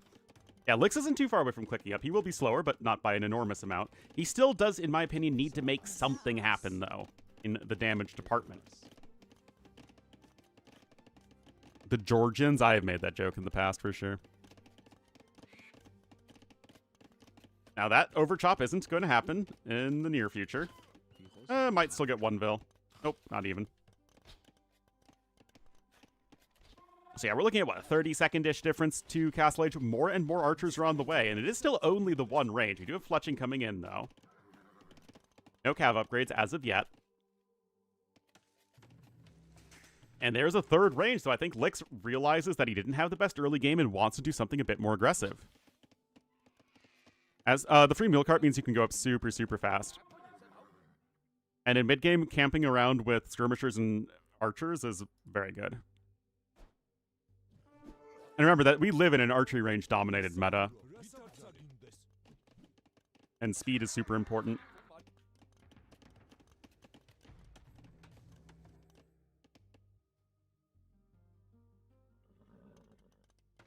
Although, personally, I don't really think Aztecs are much worse than Mayans or Incas.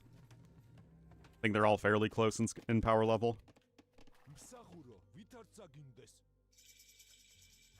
Foraging? Yes, the foraging upgrade. My favorite upgrade. But Castle Age is in. You can see second TC coming in. Fortified Church over there. All of that is fine and dandy. Note that that is the main gold, so that's not being taken right now. Lewis getting E-Skirm. Getting Bodkin. Gonna likely get the Crossbowman upgrade too, and indeed he does. Got a Knight on the way. But because this defensive watchtower was forced out, and he does... No, he does have a market, my bad. Okay, so he can buy some stone for another TC if he wants to, but he has not done so yet. Oh, well, that's where the units are coming out, so yes. He should know. Hello, Tandoori.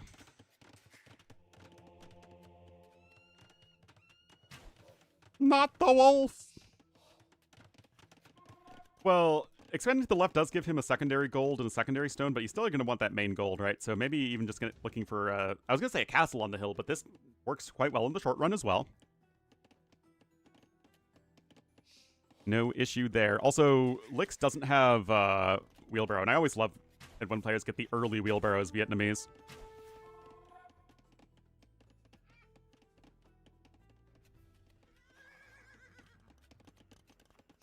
Also, they have the best bonus in the game, the 2 HP a minute regeneration on their Scout Cavalry in Feudal Age. It's so OP, guys.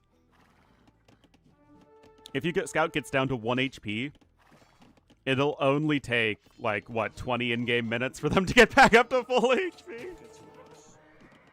Oh, okay, at least the monk does go down, but this is still a little ugly. There's Wheelbarrow at least on its way. Still no Bowsaw as of yet, though, and Georgians are just such a tough nut to crack here in mid-game. 2 TCs to 1, Knights are going to be forced to retreat, and that Skirmisher plus Monk combo is just so powerful for defending. No +2 defense, though, and you have the high ground to keep in mind. And that Monk, oh, little bit of a greedy gumdrop there. You guys know I don't throw the word greedy gumdrop around. Now, that was another good fight for Lix. Scores are still neck and neck, even if it is only the 1 TC. Looks like Stone was bought, second TC is on its way. So again, the onus is still on Lix to take those good fights, but he's doing so, at least at the moment. I think there's only one fortified church on the map still. Siege Workshop has done nothing as of yet.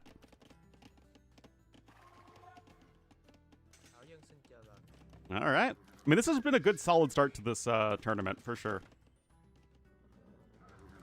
Nothing in the Siege Workshop. The Knights have very poor defense upgrades, though, as in none. Yeah, Vietnamese have archers. Grumble, grumble.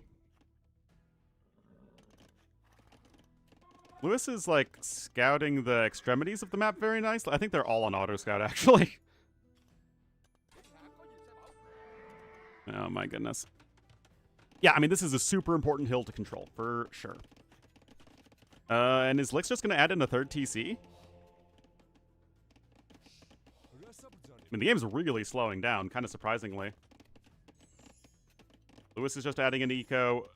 Lix is just adding in more eco. Yeah, there's a hole somewhere. Yeah, there's a hole right there, but... Oh, looks like there's another hole over there, but again, that's where these units are coming and going from, so he definitely knows that. Third TC on its way here for Lewis. I mean, he has a 12-vil lead, although, again, the eco upgrades are far better right now for our red player. Ballistics is also on its way, so you're still entirely relying on the ranged units and monks to defend. He's going to have 2 relics, though, which is very nice. Third TC now for red as well.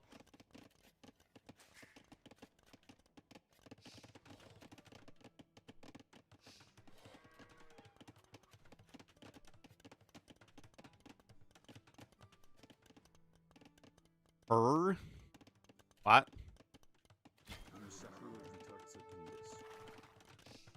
Yeah, handcard is definitely very helpful, for sure. Now we're getting our own eco upgrades at this point is Lewis. Higher moral standards than whom?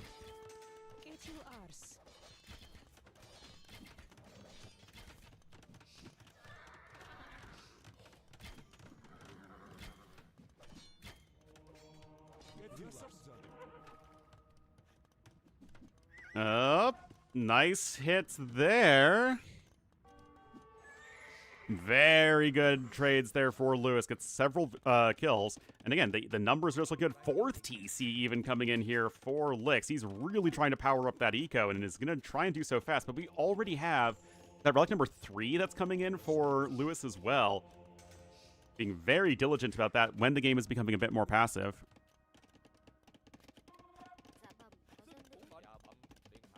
Where's the last one? Okay, so it will be 3-2 relics likely in favor of Lewis.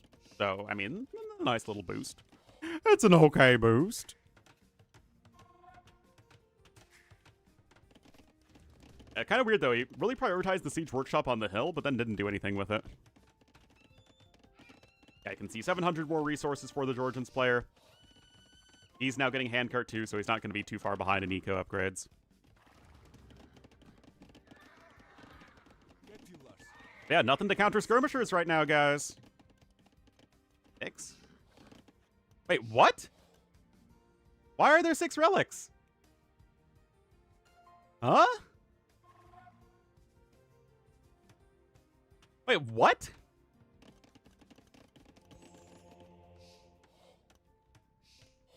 There can be... Wait, 7? Wait, there are... What the heck? Guys, what happened to Age of Empires 2? Alright, Ballistic's now on its way here for Lix. Now, the thing that is going to be in favor of Lix is that his range units are going to scale much better than our Lewis's. Oh, man, but it's just the skirms. The skirms, the skirms. Oh, my goodness. Another castle coming in here as well, and that Mangonel's not likely to do a whole lot of anything here. I lied. I'm sorry, guys. I would never purposely lie to you, chat. Okay, well, you know. Yeah, this castle's going to need to be right there. Great forward castle position here for Lewis. His Manasa production has started.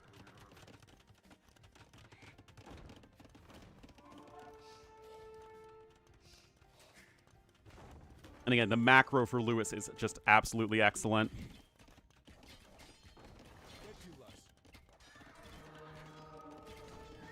Oh, good job there. Again, the knights are just not very well upgraded at all, though. I mean, this can't feel good for Lix. That's just not efficient fights, and indeed it's not. Imp is on the way for Lewis. It is on the way for Lix as well. Still, gainsay the rice farmer hats at your own peril. Wait, so I guess it's actually... Wait, there's another relic right there. I feel like I'm missing one. I thought I saw 7. Anyway, now you're going to switch into Monospil plus Skirm. Oh, look at that. Oh, that's cute. He scooped it all the way from the side of the map. So he'll get 4-3 relics. Oh my goodness, guys, it's going to be Skirm v Skirm! Woo! Are you ready to Skirm? I know I can't contain my excitement. I don't think any of you can contain your excitement either. Yeah, there you go, deleting the Siege Workshop even. It did literally nothing.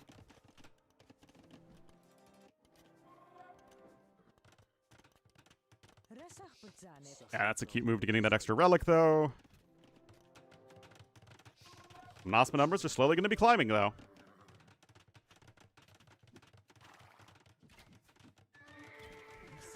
Man, like, Lewis has gotten so much value out of this skirmisher blob. Dominant, well, skirms are going to be very good against the Georgian skirmishers. However, what they're not going to be good against is the Manaspa.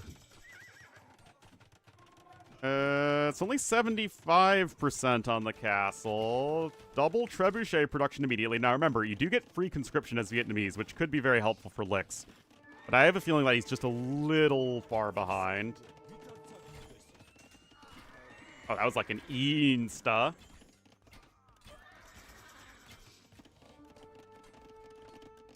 Yeah, honestly, free conscription is going to be super important here. Chemistry immediately on the way. And more cav archers. Interesting. But the trebbery is going to commence very shortly. Still no bracer.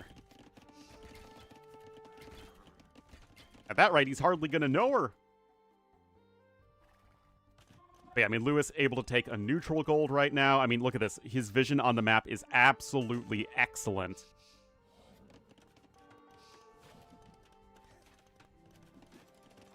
And now the Trebs are trebbing.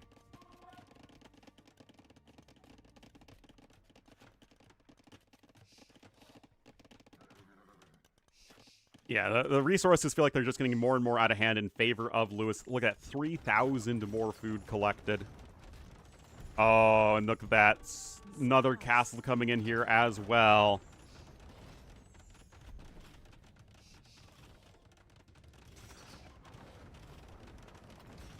And that castle is going to be almost impossible to defend. There's one Treb out versus 3. One Bombard on the way. And I'm honestly kind of surprised he didn't snipe the other Siege Workshop too. Siege Engineers coming in very quickly as well. Is Ella? Yeah, that's fair. Does she stream? No, she's a boring Betsy. She's like, oh, I have my boyfriend. I have my well-paying job. I want to do those things.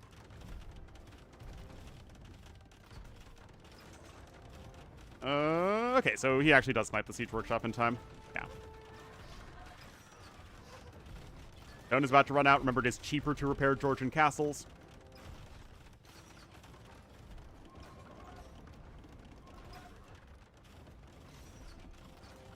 And this game is going nowhere positive in a hurry here for Lix. Again, Siege Engineers also in is a huge help. I don't see how that castle's going down anytime soon. Oh, free Treb kill as well. Oh, man.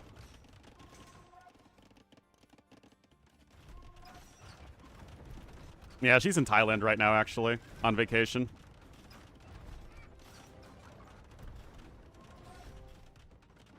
Yeah, this game is all sorts of over. Almost double the value resources destroyed.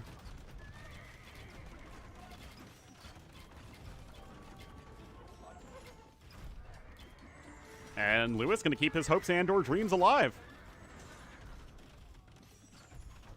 Just a little too far behind was Lix in this one. Castle goes down. That is now 0 castles. 111 villas to 136. Just could not match the defensive and eco power of Lewis in this game. And he ain't dead yet. Yeah, just way too good of a boom for him. You can just see just really pulled ahead there.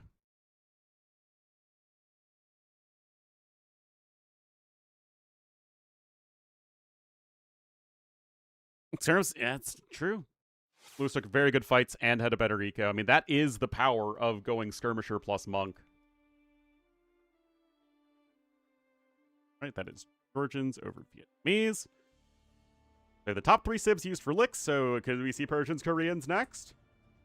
Could we see some real AoE civs, none of these fake, fancy new civs?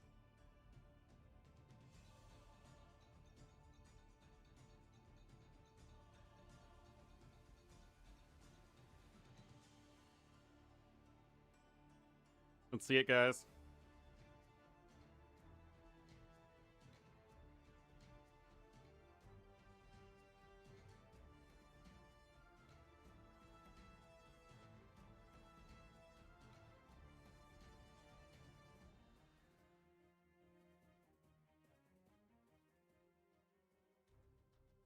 What's up?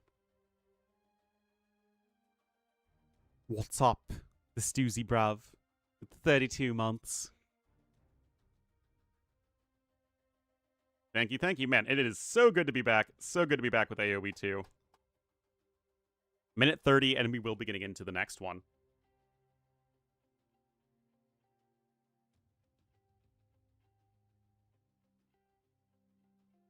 Then, once the game starts, I will go and make some breakfast. I hope you guys won't be offended. But I've been out of town. Well, like, I guess last Monday and Tuesday I was working on the History of the Civs video because there wasn't a tournament happening, and then Wednesday through Sunday I was out of town, and yesterday I was having to take care of my dad. So, yeah, we're back.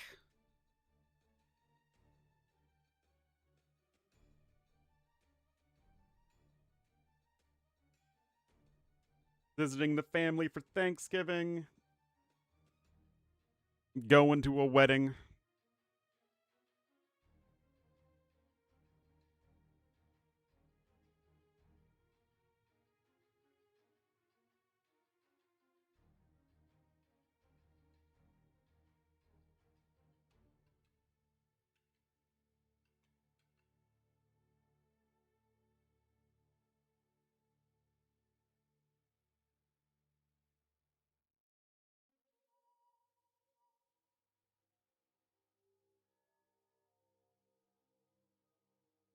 All right. 7 seconds.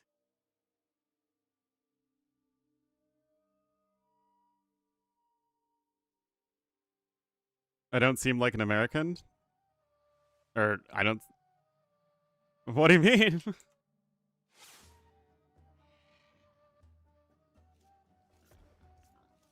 Seafood Arabia? How about Skirm Arabia? Alright, guys, here we are. Game number 4. Still one win away from moving on to the next round. It will be Licks, but he dropped the last one. He's going to need to be a bit more aggressive here. He'll be the Red Huns to the west, and to the east in the blue as the Persians. A good defensive and booming civ. The Lewis. Alright, guys, I am really hungry, and I need some coffee, so I'll be right back.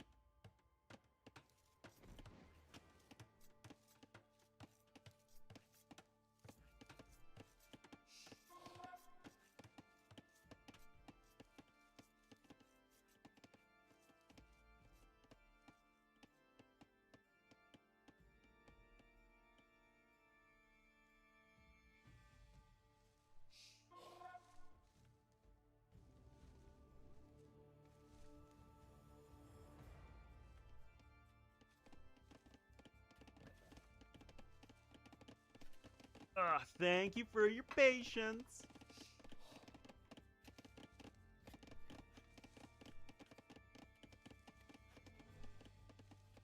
You know, it's been so long I've ruined AoE 2 that I really felt kind of lonely. I felt like I really needed to.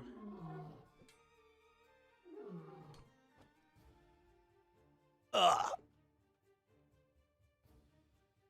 And I'm back. Oh, wait. Oh, wait. I was like, I thought I had extra muted myself. No. No, that's the KOTD sponsors thing. Ah. Anyway, looks like Lick's got a Vil kill somewhere.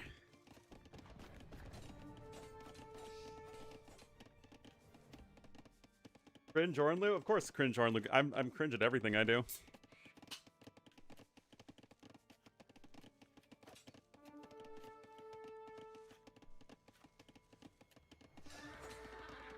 Anyway, those units are going to get cleaned up by Lewis. And Persians versus Huns is kind of an interesting one because although Huns are fast...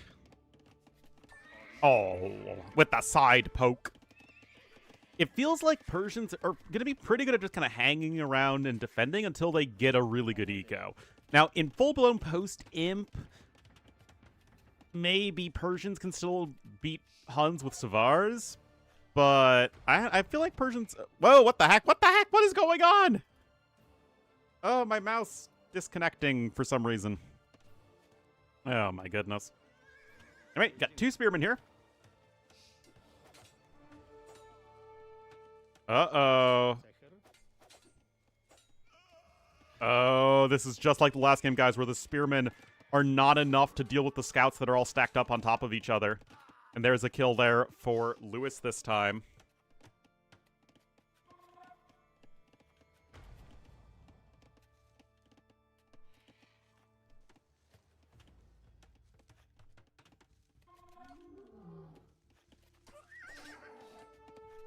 All right.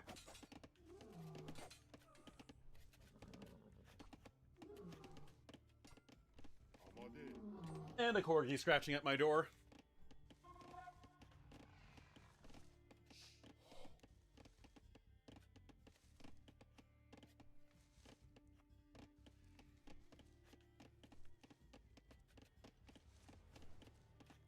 We see the thump, very low. Oh, geez, Lewis is completely dominating this, guys. It's another kill there.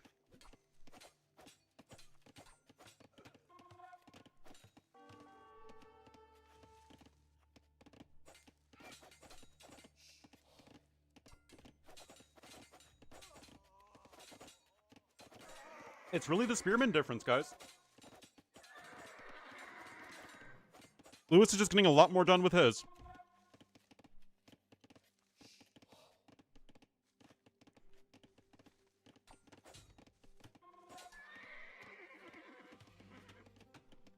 Well, those walls are going to be successful, finally. But unless there's a way Lix is going to get himself up to Castle Age faster, I feel like this is just really bad for him. I mean, the game's going to go to Castle Age, but it's more of like, how is Lix going to get to Castle Age and not be super far behind?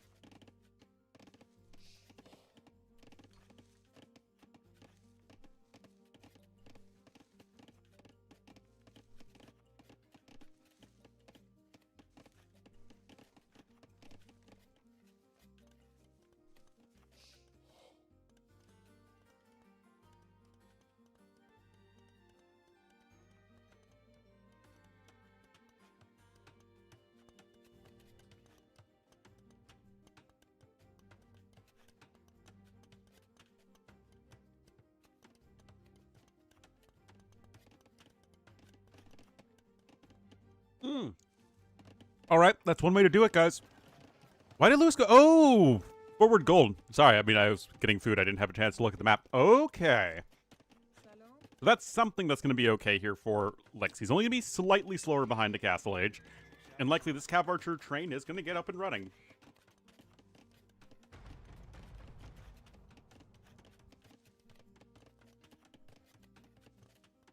I'll have to see what Lewis chooses to focus on in mid-game, though.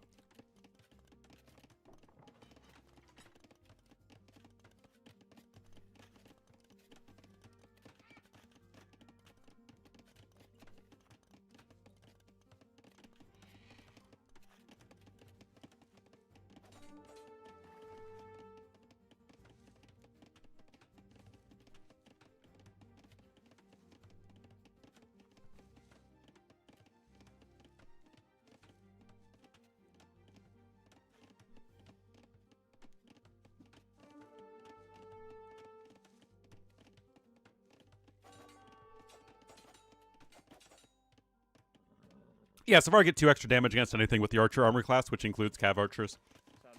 Yeah, not very many good spots to TC here for sure.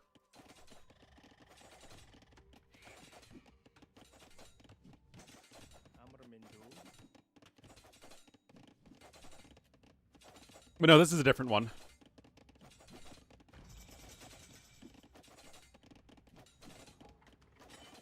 Alexander the Great.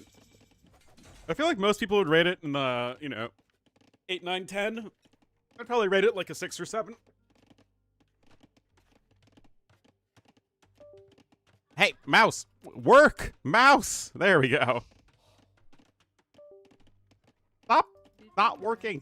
It's just disconnecting and reconnecting. Oh, jeez, guys, look at this. The scouts making their way in. The knight just not quite out in time. Oh, no.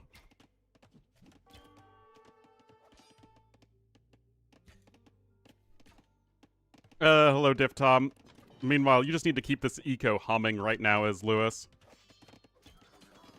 Another kill. I mean, this game is just... I mean, ever since Lewis has gone down 0-2, he has absolutely ratcheted it up. And it has namely been off of the play of having cleaner micro. Oh my goodness, guys. These light cav are getting so much damage done. Bodkin is just now on its way. Camel production has started. I just don't see... Like, where's the world in which Lewis is taking damage? He's just full walled.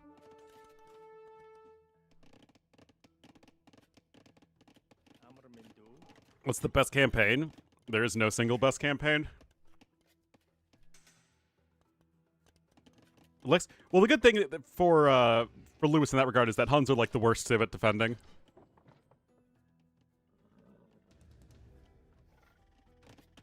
Not being able to house wall behind that was a huge issue. Anyway, second TC is coming in. It's just there isn't really an angle for Lix to get down. Okay, I need to go in. Oh my god! Hey, Dash.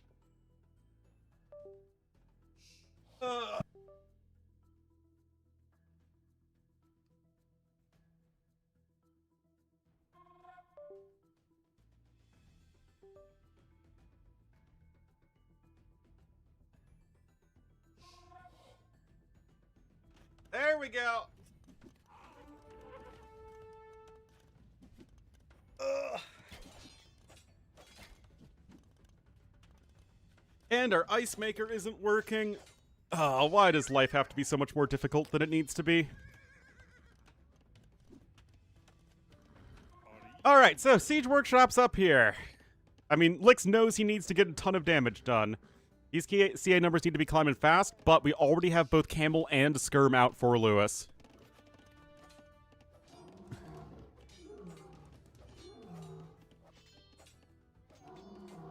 Bell's gonna go down. First Mangonel in, but like I said, you need to get so much damage done here as Lix. Third range is coming up, but we do not have ballistics yet. The eco balance is admittedly not very good right now for Lewis, but he just needs to kind of get that sorted out a little bit and he'll be fine. No husbandry is in.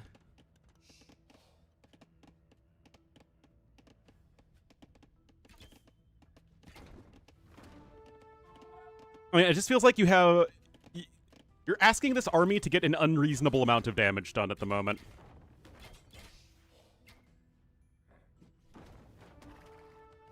Stop working, laptop charger broke. Oh, man.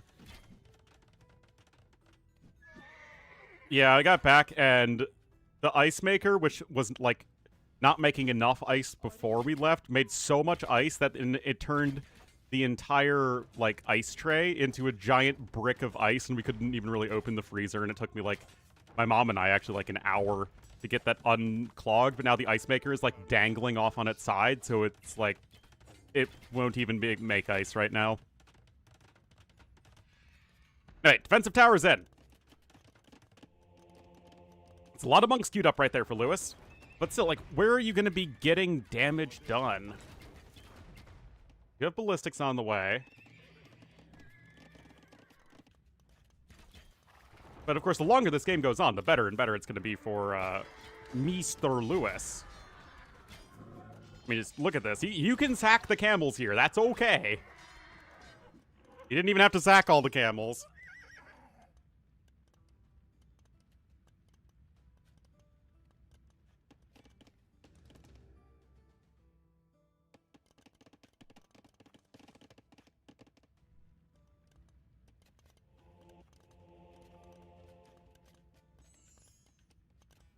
He better not be scooping his paws at me in a very cute... or barking at me, for that one matter, as well. 4th archery range coming forward here. The issue is the archery ranges don't destroy buildings. I will refuse to be barked at. No.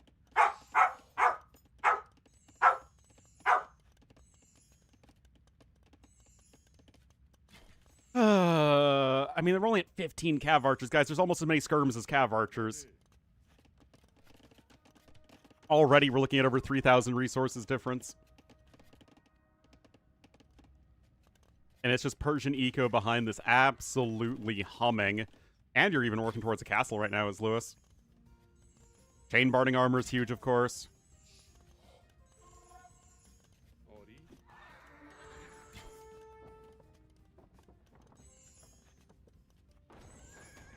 This is a really bad angle to pressure as well. It's right next to the TC.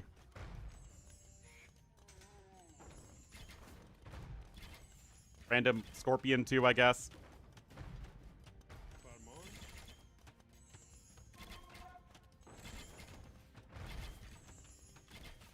There are multiple stables coming in here at the back.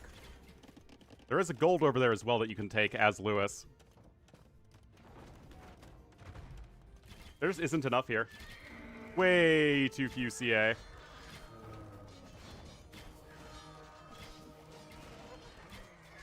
Yep. Predictable. But again, this game was basically lost in Feudal Age.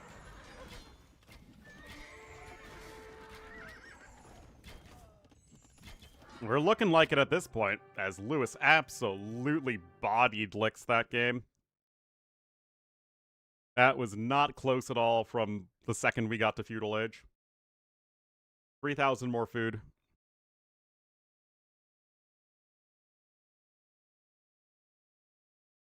And our very first series is going to go to a game number 5. That's fun. I like it. I think it's neat. The hamsters shall not be denied, not at all. The skirming power has been very important for Lewis in both games. So, tournament life on the line. Koreans, Armenians, Japanese. I mean, he couldn't place the stone walls. Chipmunk. He sold stone to click up to Castle Edge.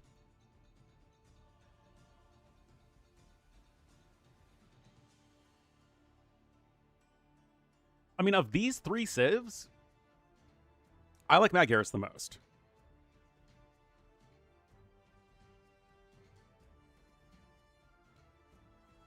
But they're all kind of A-ish tier.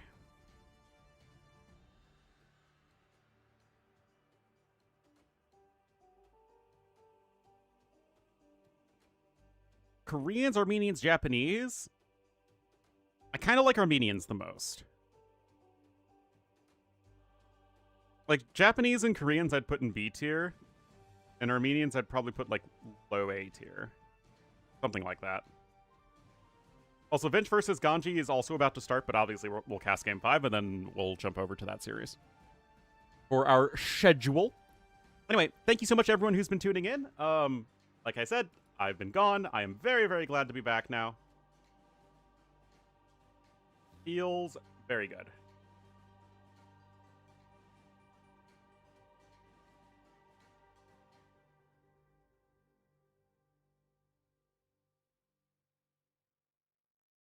I mean, all of the civs are reasonable, right? There is not a civ here that's, like, bad.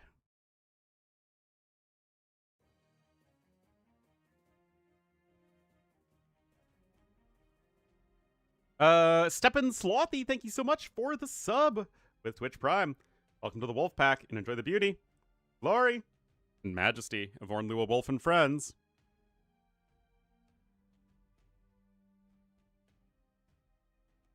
Anyway, minute 40, and we will be getting into an interesting and classic matchup.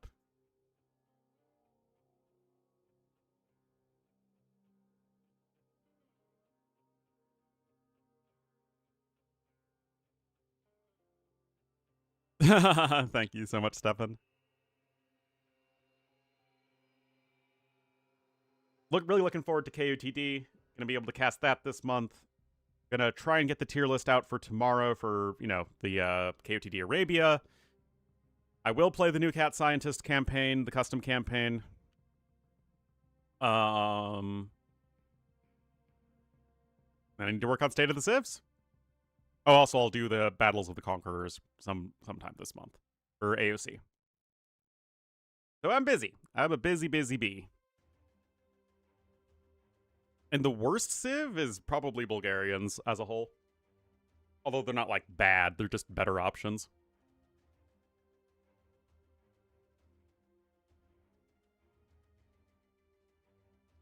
Tatars are, like, fine. They're balanced. Which is another way of saying they're underpowered. You know, power creep and all that.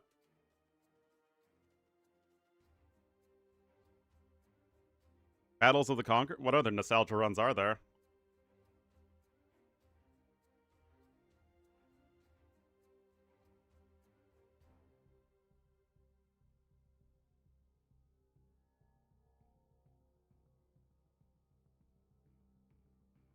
Cola?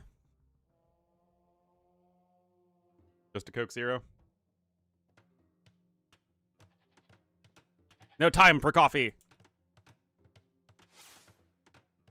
And here we are, guys. This one is for literally 100% of the marbles. If you can think of a marble, this game is for it. As we will have Lewis in the blue as the Vikings to the southwest. And to the northeast in the red as the Japanese. It will be the Licks. It will be the Licks as Japanese or something.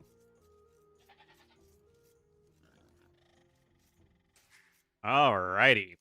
So, what to think of these maps? It is bad here for Lewis. Lewis has felt like he's had a bad map this whole time.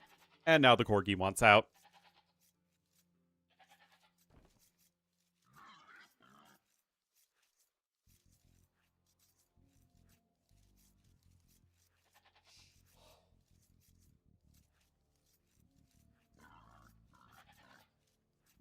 I really am a slave to the whims of a corgi. Completely lost their marbles? Exactly. Eldorado and HD already have played the Forgotten campaigns on DE. They're all just ported over.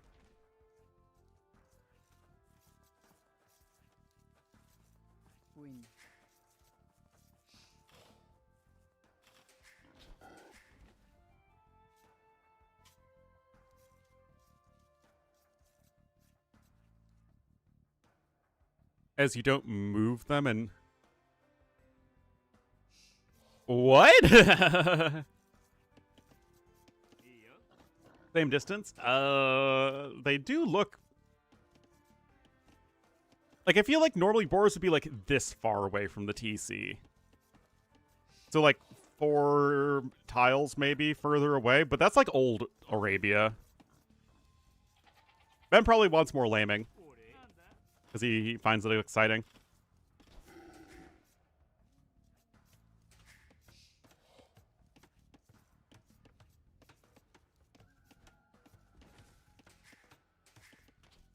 So, like, stack patrol is fine if you're camping? Like, that's so weird.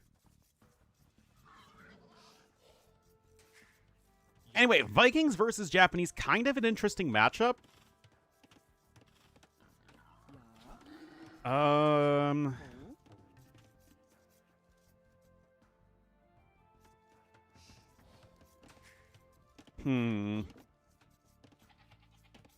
I do feel like Vikings are still probably a little bit better. It's just a simple matter of better raw eco. That said, the Japanese have good cav archers, right? And that is still going to be very important in the current meta. We'll go archer. I mean, you're Vikings, right? You can open with whatever you want. Personally, I like any opening with Vikings that involves you adding farms quickly. So either scouts or men-at-arms or skirmishers. You know, something that costs food, so you add in farms more quickly, so that you're more quickly taking advantage of the free wheelbarrow, which is, remember, primarily a farming boost. Like, there are lots of smaller and, like, utility aspects of free wheelbarrow and handcart, but, like, first and foremost, you get a faster farm rate sooner than your opponent. You have the utility of the extra movement speed, which is just nice. And then you also will gain extra villagers once your opponent researches wheelbarrow, but that's obviously not something you can ever control. There is no civ bonus. That is, choose when your opponent can research upgrades. Anyway, Lick's going up on 19. Will it be for men-at-arms? I feel like it probably is, considering that the barracks is already down. And Japanese men-at-arms do beat Viking ones.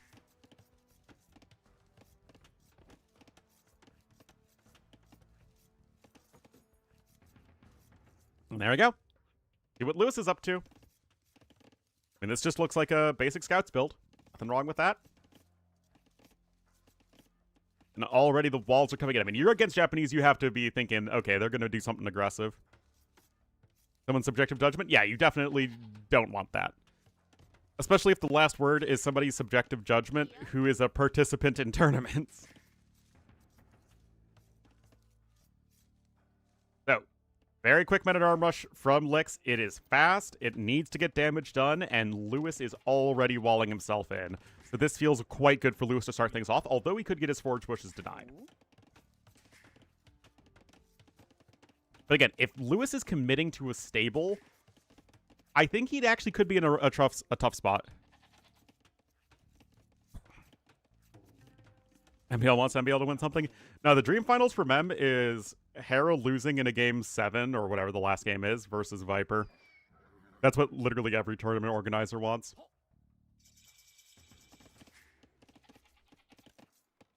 All right, Men-at-Arm, of course, immediately on the way. And there's the stable.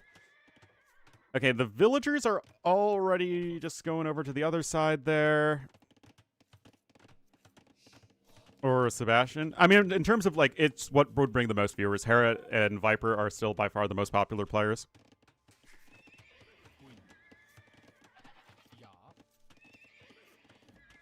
All right, scouts are on the way. Men-at-Arms are going all the way around town. Have to be careful, though, as Licks.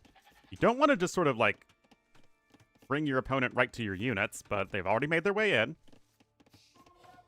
But the alarm bells have to be coming off. Like, this scout isn't running in and around over here unless there's, like, some actual reason for it. And remember, guys, Japanese men-at-arms are literally the best unit in AoE too, and spaghetti Mr. Yo, guys, is Lick's gonna just run in here and disrupt his opponent. This is what happened in the first 2 games. That is 2 dead villagers and counting. These units are not all able to attack, but the Spearman finds pay dirt onto the Scout Cavalry. That is a huge victory here for Lewis, but that is still a complete disaster for Lewis. Oh my goodness gracious. Mercy me, mama. I'm sorry for my harsh language like that, but oh my goodness. And this is what happens when you just open scouts against Japanese, guys. It wasn't lucky at all from Licks, right? He's purposely dragged the units all the way around the side of the map, making sure it's out of his opponent's line of sight.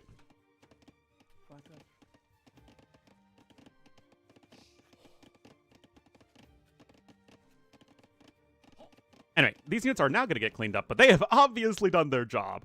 On top of causing all of the idle time as well. Oh, look at this position as well from Licks. Oh, that's just a little bit sexy, guys.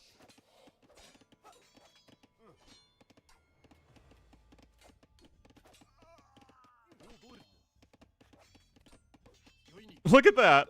It's such an annoying position. You're buying so much time at home. I mean, just look how chill Licks' base is, man.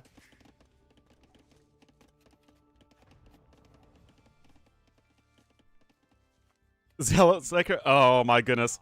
Numblebalby, I'm just getting triggered like that. Like, oh my god, can my Zerglings freaking get us around, please? A huge upset?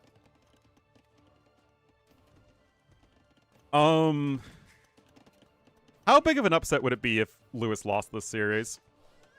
I mean, if he lost 3-0, then I would say that is like an enormous upset. If Lewis loses a close series to Licks, again, Lewis is probably somewhere in the 15 through 25 range. And Licks is like probably top 30. So it would be like a slight upset. Be careful, though. That is an overforage. Anyway, skirmisher production is likely started. Indeed, it has. So first one's going to be out here in a moment. No fletching is in yet for either player. Yeah, it's fine. Fletching now on the way here for red.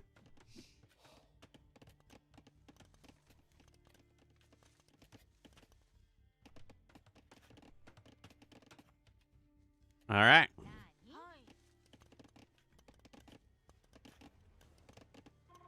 Lewis is 2K. Again, ladder, especially once you get to the upper echelons, is almost entirely a measure of how much do you play ladder as opposed to, like, your actual skill level. I mean, again, once you're sort of in that, like, top 20 to 30 range. Like, obviously, ladder matters up until, like, the very, very highest levels, but in my mind, like, once you hit 2K7 or 2K8, there's literally no difference beyond that. Like, Licks just doesn't play as much 1v1 ladder as Lewis. Because almost nobody plays as much 1v1 ladder as Lewis. Anyway, this is going to be a very nice move here from Lewis, as he is going to be able to trap and kill those 3 archers. And the spearmen, I guess. Still, Licks going to take the best fight he can. Moral of the story, things are still going fine here for Licks. 2K4... Yeah, I don't think Dowd is only a 2K4 player. Now, both players are still likely to click up at a similar time, and yes, Lewis is ahead in Res Destroyed. But this game feels much more like games number 1 and 2 as opposed to 3 and 4. And once again, Lewis is relying on the skirmishers. Whoa, whoa, whoa, why on Dowd Screen Earth are you getting fortune? Dude, just click up to Castle Age. You killed 3 vills. You don't need to stick around in Feudal Age.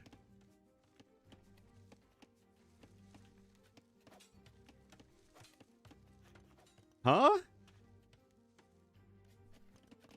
What? Oh, he cancels it. Okay. That makes sense. It's like, why on earth would you get forging? Just hit the button. There you go. Note that Lewis did get the horse collar upgrade. Licks did not. Res collected are nice for Licks. How much of that is wood, though? It's actually all gold, interestingly. Well, I guess he did open archers sooner.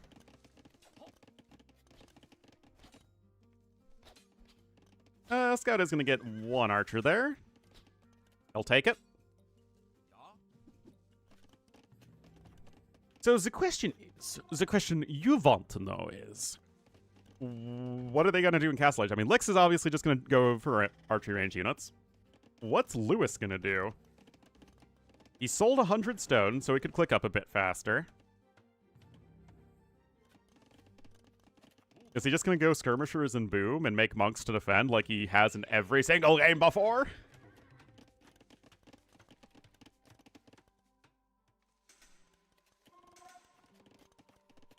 Still, you didn't really have a good place to drop a TC. Like, would you drop one all the way over there?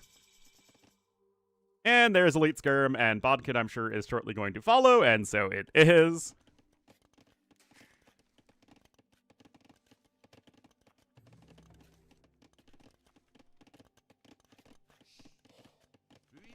Scouts doing a good job of living up to their name and, well, scouting. No, but we're back in the live patch, guys. We're not on the Thalassocracy Cup patch anymore. No more Viking fire ships. Alright, Castle Age is in. There's Bodkin, there's Bowsaw. Just kidding, it's Crossbowman. Realizes he needs that one first, and I imagine a TC will be on the cards as well, as it actually is going to be for a forward town center.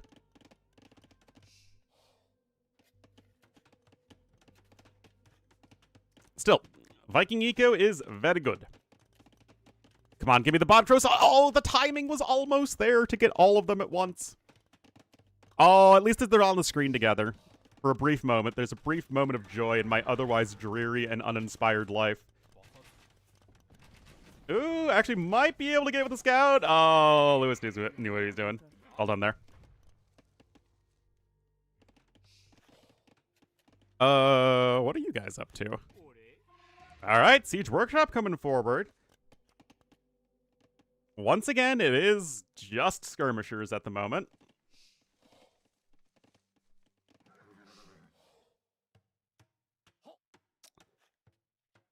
But Lewis, for his part, knights, but no upgrades on said knights.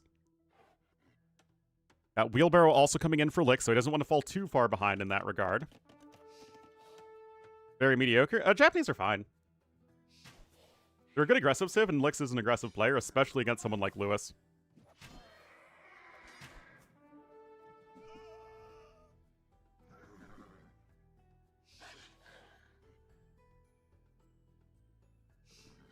Also, this is where a top player would be using staggered formation or flank formation to minimize losses right there. Anyway, 2 TCs for each player. Population's very even. Third TC coming in on the stone, actually. It's 10... Well, it's between 5 and 10 bands because the bands can overlap. University coming in.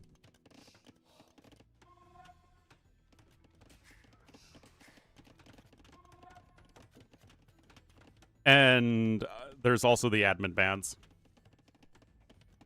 Stone TCs, kinda, yeah. Bowsaw coming in here for Lewis, though. Still a better eco for Lix, as the monks are going to be out here going for the relics. But again, the knights have no upgrades at the moment. Oh. And that's going to be a very nice pickup for Lix.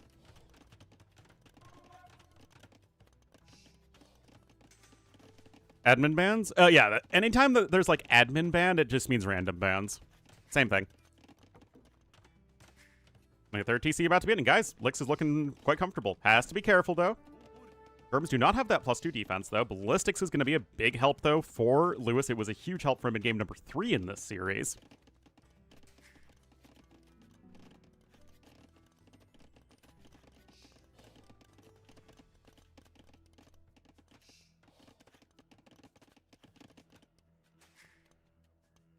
And stone is being collected for both players. Third TC now coming in for Lewis, right at the front of his base. But this is awkward. Causes some idle time, but Lewis just going to send those bills over right there. Siege Workshop is on its way. And this is still an uncomfortable spot, and this is where the lack of a good tech tree for Vikings really is an issue. If only Lewis had a unit that was sort of like a good mainline sturdy unit to make as Vikings, maybe one with even extra HP. That could accompany some siege weapons really effectively. If only such a unit existed, guys, but it just doesn't.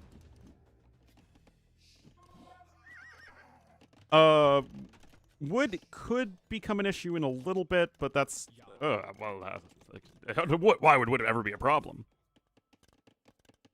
Siege tower? Yeah, it must be a siege tower. Anyway, another Mangonels here. Lewis is about to have his own. We actually have not had a proper Mangonel war.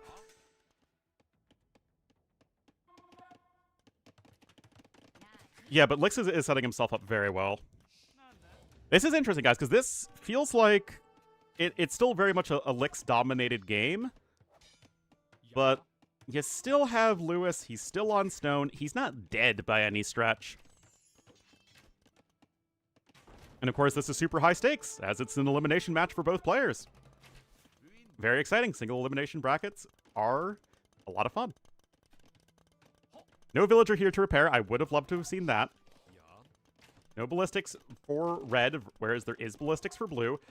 Tons and tons of villagers mining stone. I mean, Lewis wants that defensive castle pronto status. But how realistically can he get there? There are no more archers being produced. So, of course, just as I say that, he starts making more archers. Oh, nice catch. Just setting a knight in the reinforcement. Oh, geez. And again, if there was a villager here to repair, and there it is. Yeah, that's a nice kill, though. Wait, what? How did nothing die there? Okay, clips a couple skirmishers there. Obviously, no kill shot.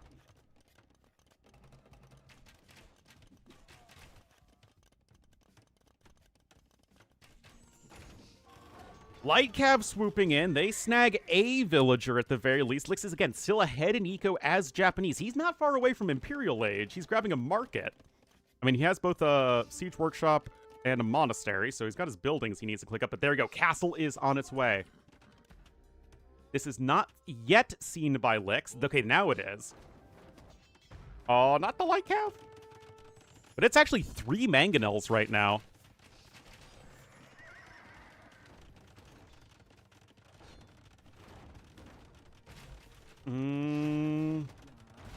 Gets another splat right there, but fundamentally, Lewis is getting his castle up, and that's a win. But there we are, guys. Imperial Age is on the way for our red player. He's also controlling this sort of hill range that's in front of the base of Lewis, so this is a super important area for both players to control, as it kind of dominates the middle of this map. You got a 4th TC coming in for Lix. His macro has been quite solid this game.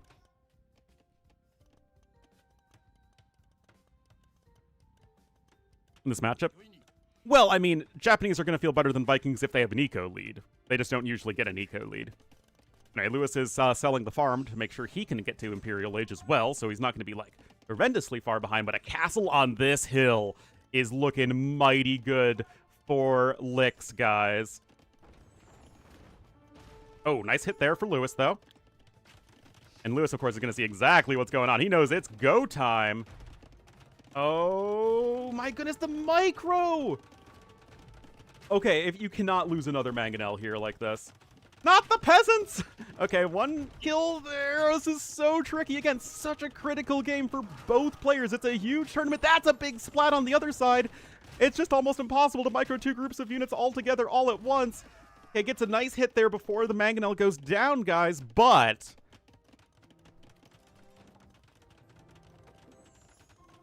Imp is in.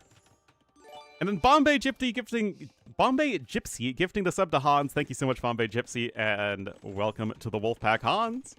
I appreciate it. More range is coming in. Yeah, I feel like that was exactly the case. It was good enough for Lix. It wasn't pretty. It wasn't sexy. Got 2 relics, though, and again, the macro is good behind this. Eco upgrades are identical.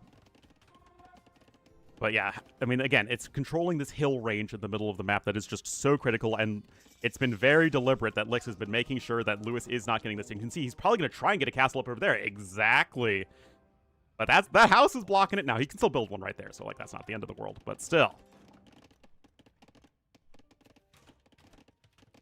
Other archer armor, I guess. Got a few berserks out, interestingly. Random knight over there, I suppose. 2 relics per player. Got that 1 over there and 1 over there. I don't even know how to judge these things anymore. Why don't the maps just have 5 relics?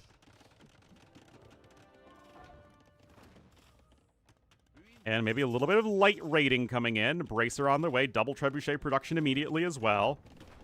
Tower over there. Nice and cute. Lewis isn't dead yet, guys. Ballistics is about to be in. Bracer's in. +4 defense is going to be in. The issue, I think, though, is that the trebs over here will be downhill, but the trebs will be uphill over here, so you still have a net advantage here for Lix.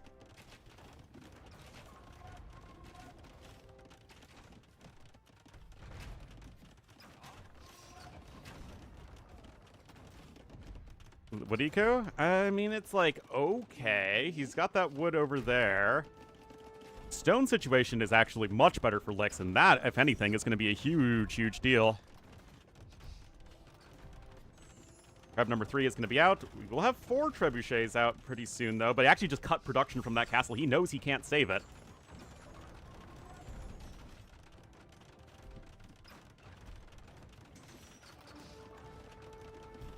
And this is the advantage of not building the second castle, right? You just have more stone with which you can repair. And of course, this is the more important castle anyway, because it guards the front of Lewis's base. Onager! In the year of our Lord and Savior Doubt 2025. Oh, look, he's not even bothering. He's gonna like, I'm gonna destroy your TCs, man. All right, guys, what a fun series to start this tournament. I mean, kudos to both players for absolutely bringing their A game.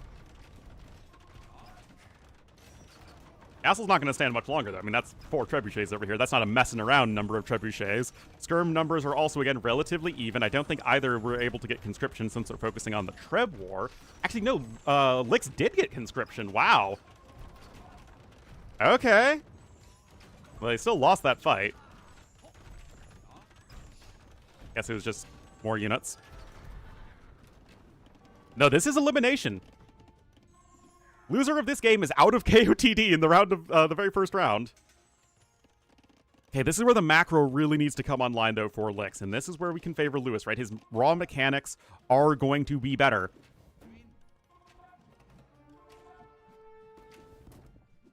Another castle over here to the southeast. And there's some stone there. There's some gold over there. That's about to run out, though. And look at this. They're pushing past each other.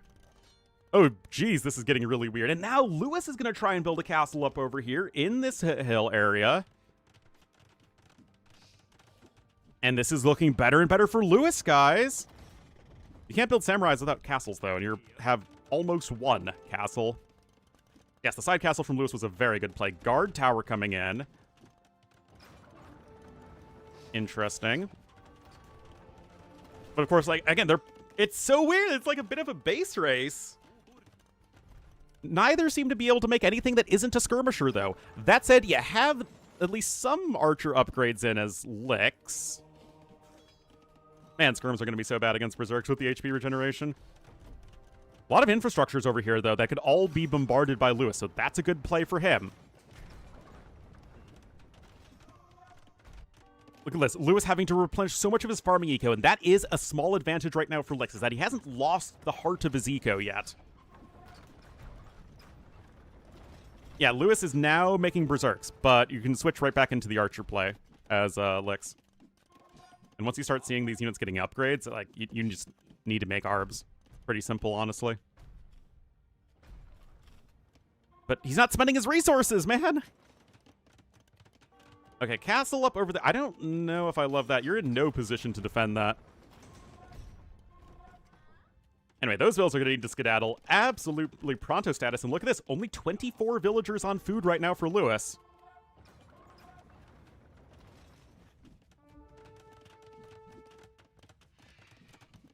Another relic coming in here for red.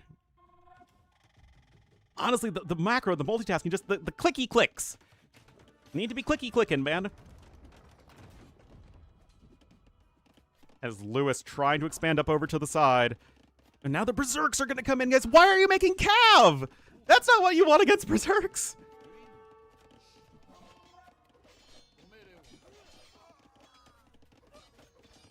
What? Why are you making light cav?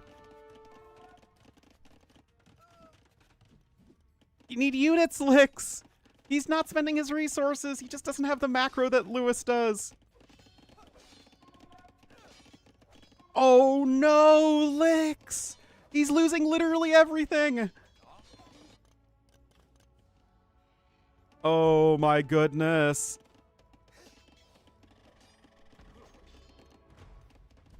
I mean, now I guess you're getting some more...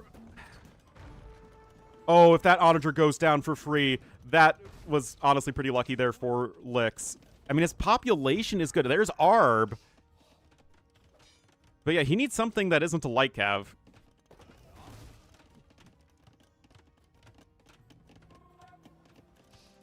Elevate. Oh, yes. I'm so sorry.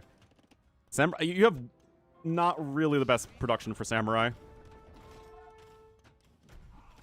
Okay, you have to be real careful here, Lewis. Dude, attack round. Something.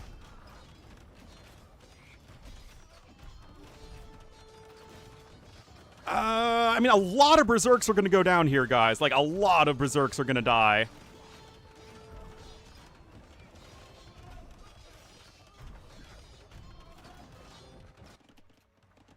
Wow, all the units here have been shooed away, though. But that castle is going to fall as well. Thumbring, I guess, now coming in. Onagers being built up right back over here. But now, guys, Lewis with the population advantage. 4 to 3 relics, because, again, apparently we need 7 relics on the map.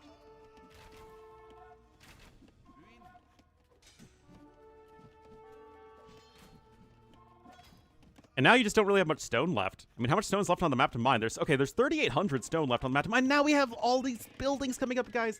Right now, it just feels like there's a huge APM issue right now for Licks.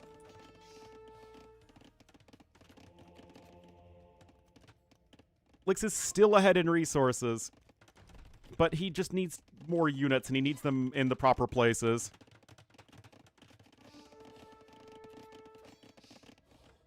The multitasking just isn't quite there at the moment. We're at 4 trebuchets at the moment for Lewis. He's making a switch over into the swordsman line, and he's even going to start to mine that stone over there to the north of the map.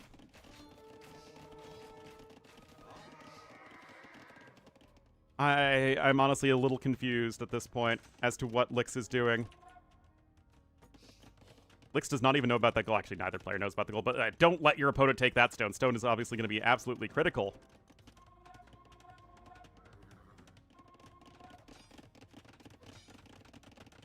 Well, random and freaking longswordsman. Army value is better here for red, but his units are not in place whatsoever.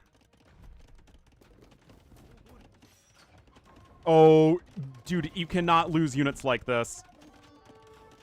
Oh my god.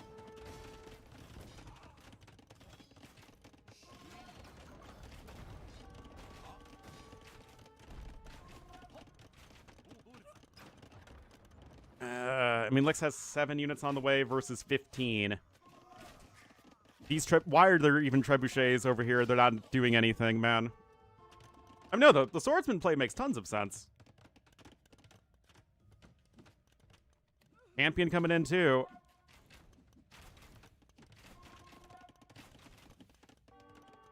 Yeah, Lewis has 55 on food right now, and he also got heavy plow, which is really helpful. But really, this is just a macro issue.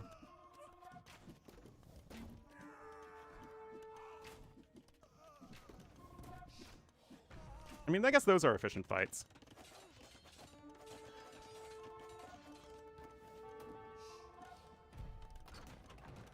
Why are your auditors, like, all in the worst possible position near 0 military units? Okay, but that's also not the greatest.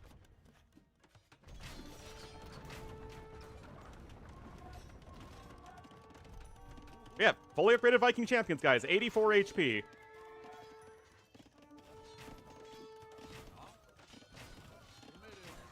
You can't just sit there and take the shots. Yeah, micro. I know it's tough, but you got a micro, man. Oh my god, what is happening to poor Lix, man?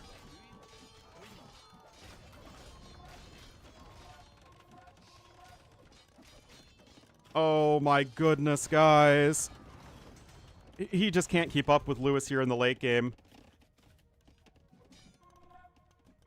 Lewis is back to mining stone.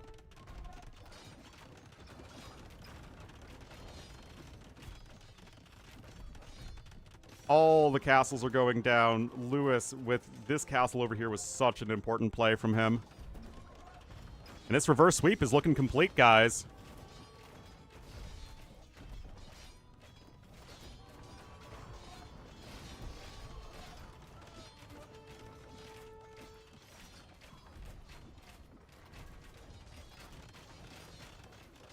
Doing anything else but that? Yeah.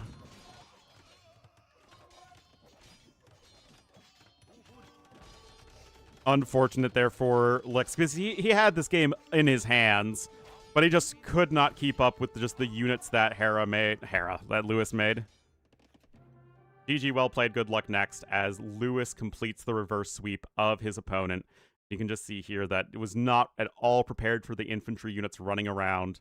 You can just see that everything went wrong there for Lix. And Lix had like so much more gold collected.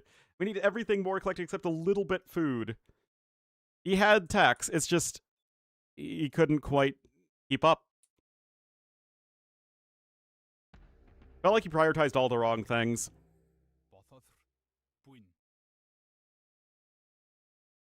Infantry win. That is always very satisfying for sure. Fully upgraded champions too, with chieftains. Oh boy, that was an exciting series. Went the distance. And Lewis does get the 3-2 victory.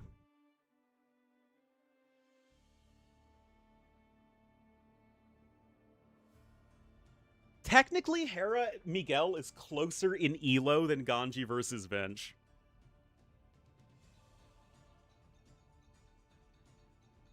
The Pudster.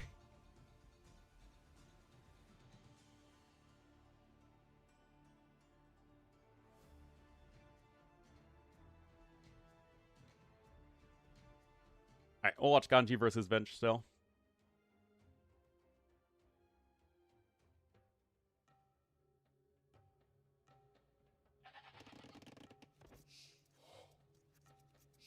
Let me just update this.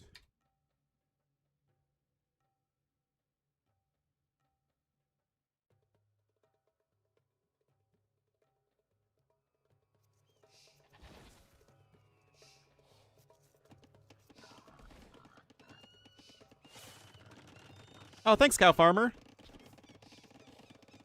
Well, that's what they know him for, right? Is the Sergeant Rush.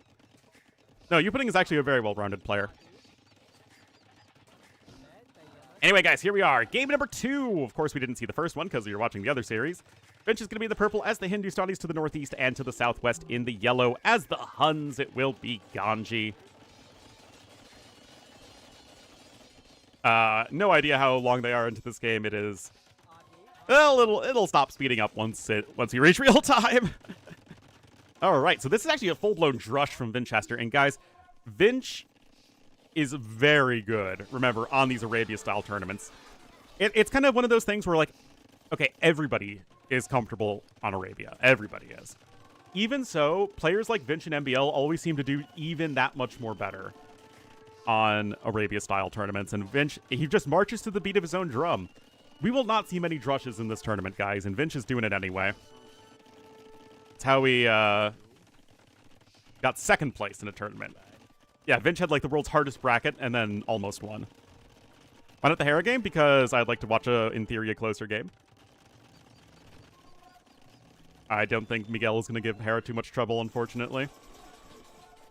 If I'm wrong and like it's, you know, a slap by Miguel, then that would be like the craziest series in the history of Age of Empires. Anyway, another couple kills there from Vinch, but Ganji still cleans up everybody here as we have arrived at real time. We're just going to the future. Easy peasy.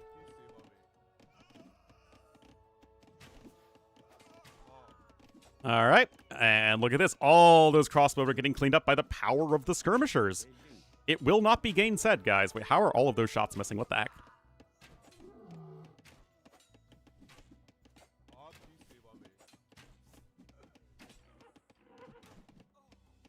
Is prepped by default?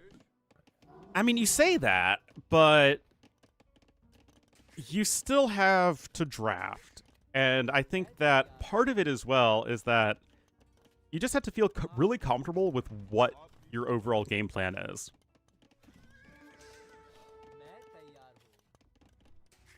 And then, like I said, Vinch is just very comfortable in his own style. Rip. Anyway, got Wheelbarrow and Heavy Plow on the way, so Vinch is starting to level up that economy. Or Leary beat Hera in the final. Would much rather see Miguel clap Hera in a crazy upset because Hera just barely losing the finals to Leary feels like something that could have happened many times. As a terrible matchup, it's an awkward one for sure. But remember that if we're going Skirm v Skirm, it doesn't really matter that it's a Camel Civ versus a Cav Archer Civ, right? Get over the hump? I just don't think Leary will against Hera. I think that if Leary runs into literally anyone other than Hera in the finals, he will absolutely be able to take it. But it's just, Hera makes every single final, so Leary's just going to kind of struggle against Hera.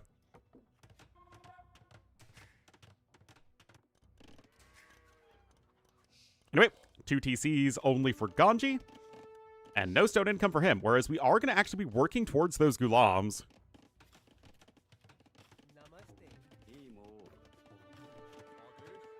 Or as some call them, the viscous baby sheep, the Gulam. Like it's neither player really making many military units whatsoever. Both are content to level up that economy. Fired up even more? Quite possibly.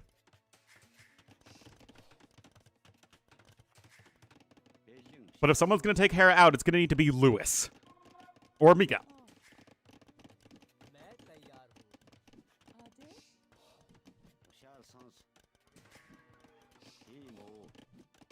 Well, Skirmisher's doing Skirmisher things here, just being a little bit annoying. Nothing terribly decisive happening, as everybody is still just making Skirmishers.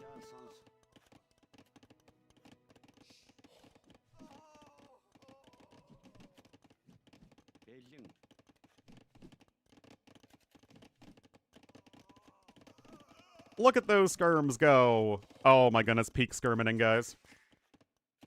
I'm so glad we have different civilizations here where both players are defending and making skirmishers. Surviving Licks? I mean, Licks played well. I mean, it's not like Lewis was slipping on a banana peel. He just got outplayed by Licks in a couple games.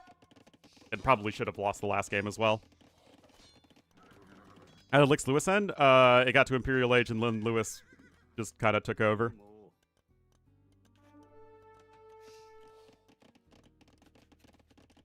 Many phosphor builds? Very, very few.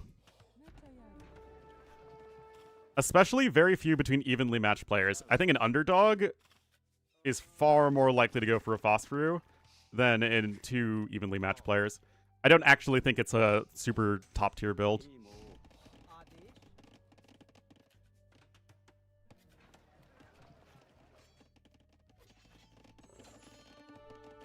What on earth are you talking about?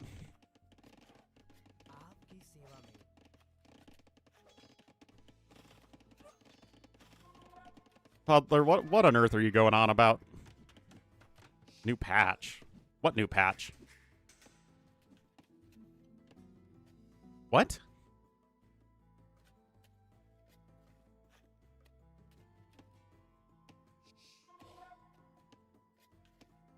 A new patch?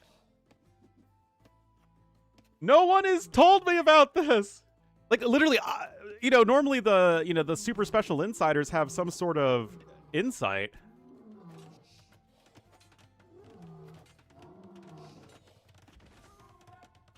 All right. Oh, hold up.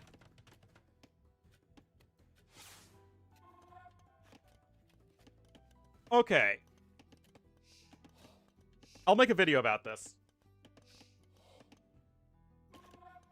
Okay, so chickens have more food on them. Eagles are now back to being cheaper. Gambesons is cheaper. Fraction Trebs have a slower reload time than regular Trebs. 4 bonus damage versus buildings, and they're slower. Oh my goodness. This is going to be such a frustrating unit to use. Oh my goodness.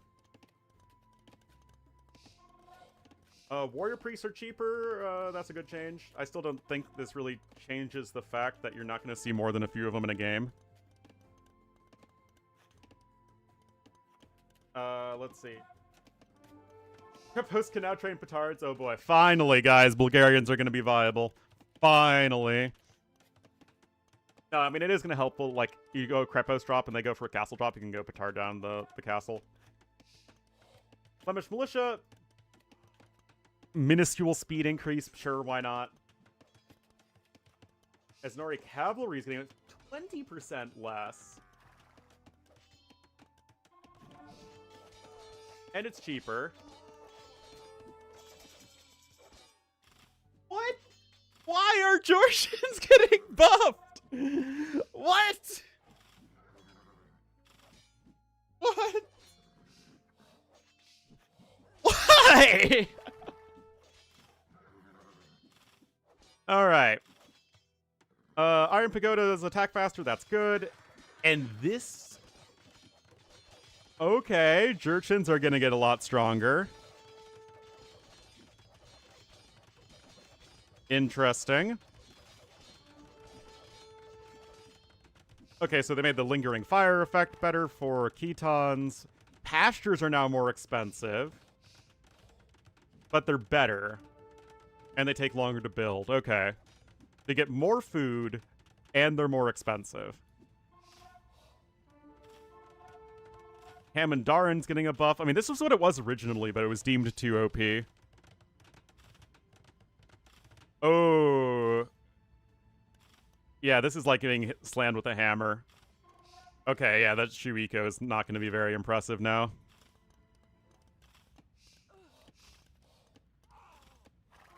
Wait, 300 food less? And elite conks are better? Okay. Keshiks are getting buffed too?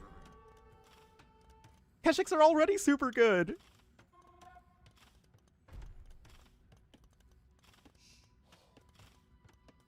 Oh my goodness. Okay, this is pretty wild. And they added... Okay, this is all for Red Bull. Added Stonehenge. Ah, yes, the most important of all, adding Stonehenge.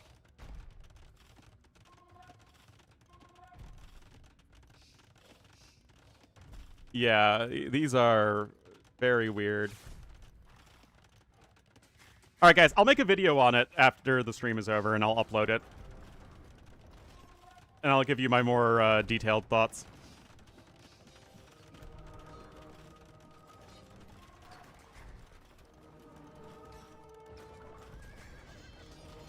Alright, Camel's coming in.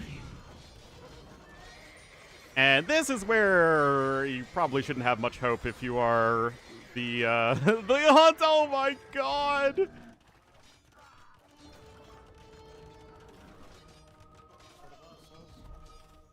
From Turks? I think they wanted to make Turks better in the early game. I seem to remember the devs saying that at some point.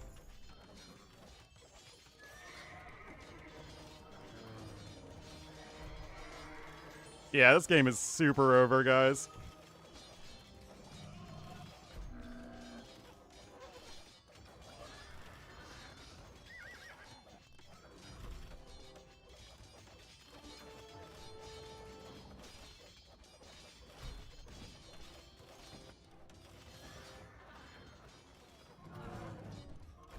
It's not the Huns, yep. Early game good. It would help if the other early game civs weren't insane, but like they're still not really nerfing. Like they're not reducing the overall power level at all.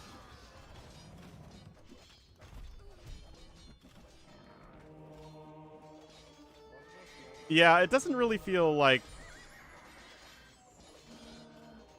Like, in my ideal world, Turks would just get the Cumans bonus, right? Cheaper ranges and stables. In addition to mining gold. No, we don't need more of that. Anyway, Vinchester's going to win here. I mean, look pretty dominant.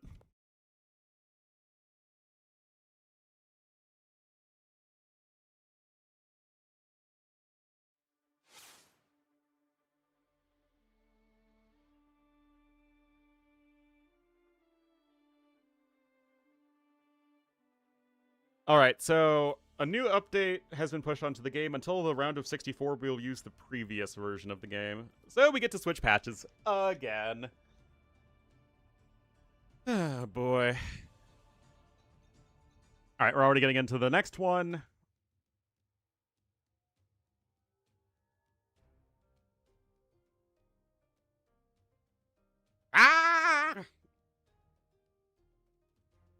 Got so much to do, so much to do, so much to do.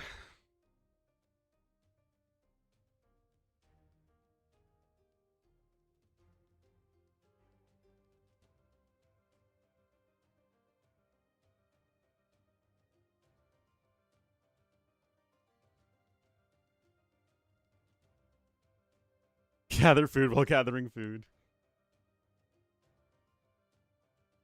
It's needed. It kinda.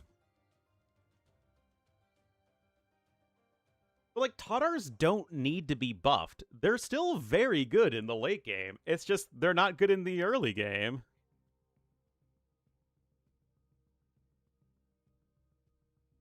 Cost gold? Yeah, except there is no infinite gold in AoE 2 other than relics for Turks. Whereas the Dutch get banks.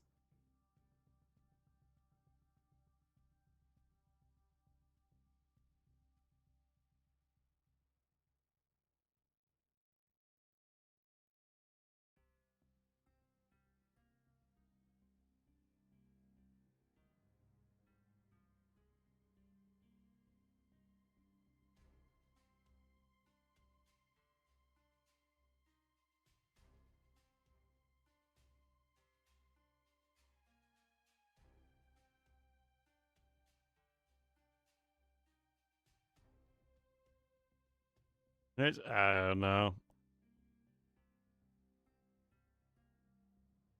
But I don't know, guys. It all feels so weird to me.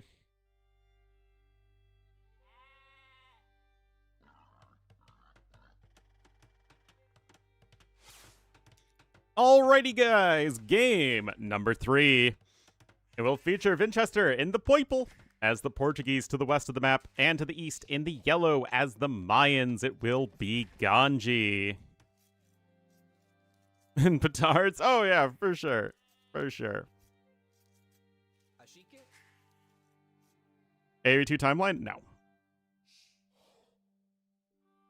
The core of the Dutch, like, power as a civilization is 1600s, 1700s. 1800s even.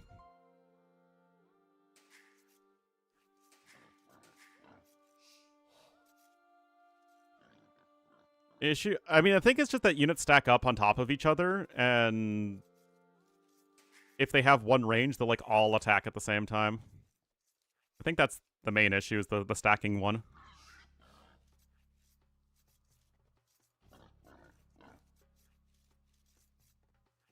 Flemish? Well, I mean, they also represent they represent both the Burgundians and the Flemish.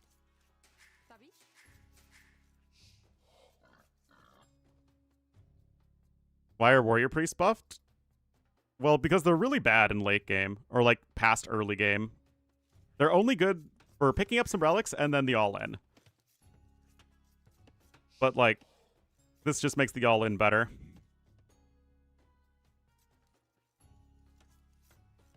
Stupid sexy Flanders. I know it is super strong. South American rumors are true? I do, actually.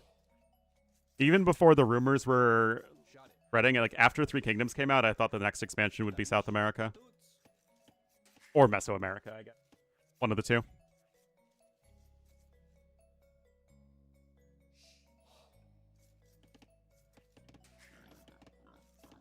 Yeah, there is apparently a balance patch like right now.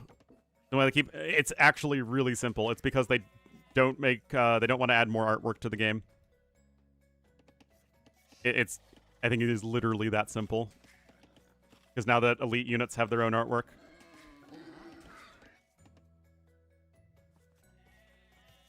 Like Soviets, oh my god.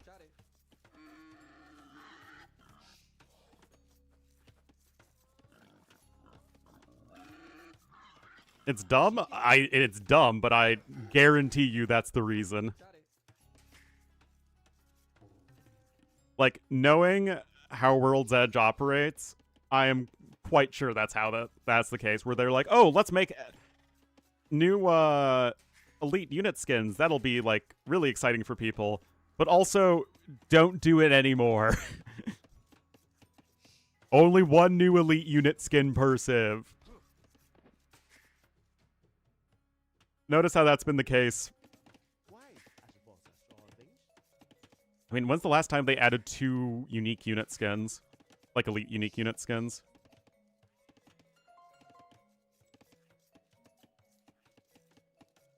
Long time ago.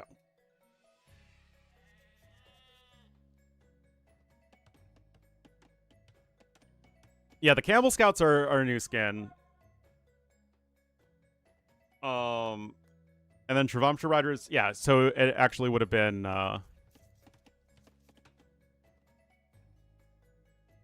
it would have been Gurjara's was the last time. But, of course, when Gurjara's came out, there wasn't a unique skin for the Chakrams, Elite Chakrams, and the Elite Travamsha Riders. Because it's only been 3 kingdoms since then. Since I added all the unique skins to the game. Oh, this is pretty derpy. Oh, the derpometer, guys. It's going off the charts. Oh, no! Oh, no!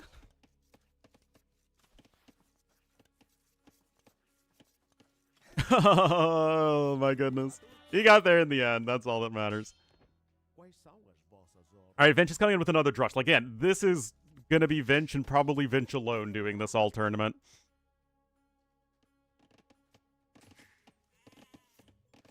Going for these drushes. Like full-blown 3 militia drush.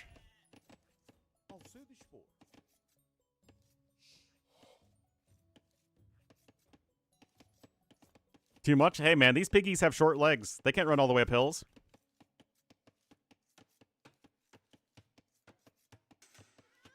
All right. Can the militia deny that? No. Good quick wall there. Still, Vinch going up on 26 population, so 22 overall villagers. It's still just 1 lumber camp, though, interestingly. Got 5 villagers on the forage bushes. I mean, this is still a very good early game for the Portuguese.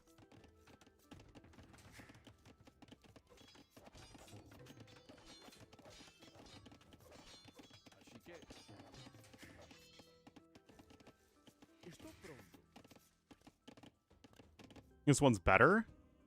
I mean, it's fine. I'd put Mayans in mid to high A tier, Portuguese in low S tier. PBA on the way, archery range on the way, and the militia really aren't doing all that much right now. Although Vinci is trying to take the opportunity to wall himself up at this point, although there's still only 2, he only was able to push in 2 of his mouflon. Yeah, 2 militia do the exact same thing as 3 militia in this particular case. I mean, it didn't look like that was really the only issue there for Ganji.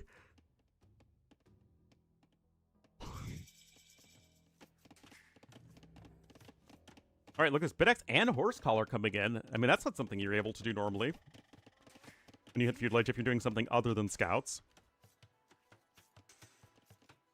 Patch tomorrow?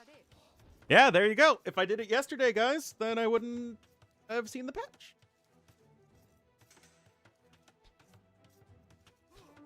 There's a lot of civs that I just want to see a nerf for. And look, this Men-at-Arms is even coming in. Because I wasn't procrastinating. I literally didn't have time to do it. Oh, Vil goes down. Are we going to see this style from Vinch throughout the whole tournament? Like, look at this, guys. He is... I mean, I know it's versus Ganji. Somebody that Vinch should win against quite decisively. I mean...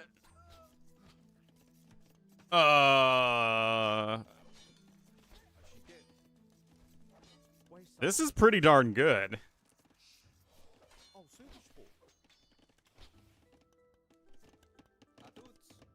I mean, this is just a disaster situation right now for poor Ganji. But yeah, he was in Dark Age longer. He had more time to gather resources. Yeah, not the best decision to go back to the berries. We do have archers on the way. Vinch has started his own archer production, of course. Blacksmith coming in. There are 2 eagles on the field. Don't run into the TC, my man. Oh, no. Lost over half its HP right there. And does get the kill. Yeah, what are we looking at? 6 farms right now versus 8. Forage bushes should be running much, much lower, though, so you've just been able to gather that extra food as Vinchester. And he has Horse Collar. I mean, like, again, I don't know if this is going to work against better players who are just better at defending against early pressure, but this Drush style from Vinchester is looking pretty good right now. Archers are just chilling in the range. No fletching in yet for either player.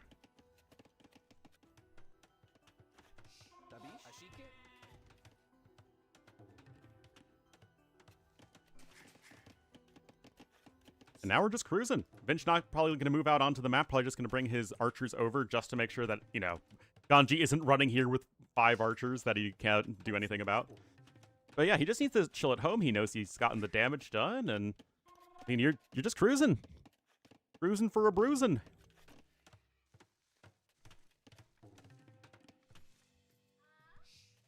Didn't even get 2 of his sheep, did Ganji? And look, it's now these archers are stuck. What in the name of our Lord and Savior Dowd is this, guys? What on earth is this? It literally is like 6 tiles here. Why? In what world does this make sense? Yeah, that's true. Wait, no, because he would have secured it anyway. Oh, but the Mouflon died over there anyway, rip.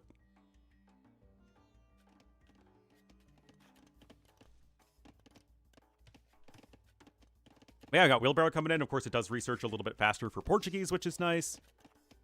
Subotai gets fun in the Subotai will be here in 20 minutes. He better not be late. I come. Get all the saboteurs there for Vinchester. And all the Palisade would just block all of that easily.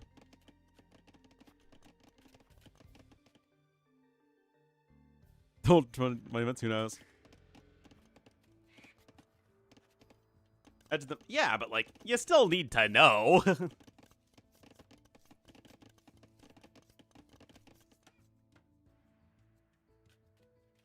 Anyway, Ganji did manage to get up to Castle Age faster, so good for him. Finch is just playing super chill at the moment. Why am I not in the voice actor business? Because I can't get into the job that I actually have a degree in.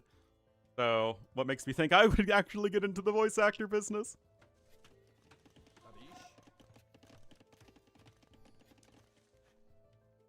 Alright, so we are looking at like a 40-second difference in Castle Age time. But unless Ganji's like literally in front of his opponent's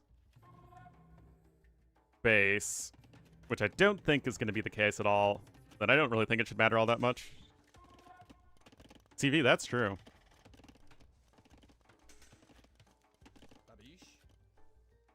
Why did Georgian get this buff? I have no idea. Gen AI models, I guess. Effects of fortified churches stack. You have your entire farming just surrounded by fortified churches, guys. You only have 8 vills on food. They're just, like, super giga powered up.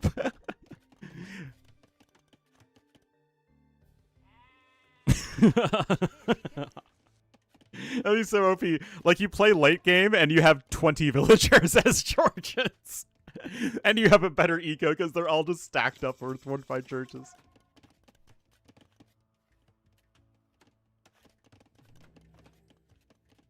The Georgian nuclear reactor. Alright, Crossbow Bodkin coming in here for Ganji. Of course, both of these civs do have a discount on their archers, but Vinch with triple ranges.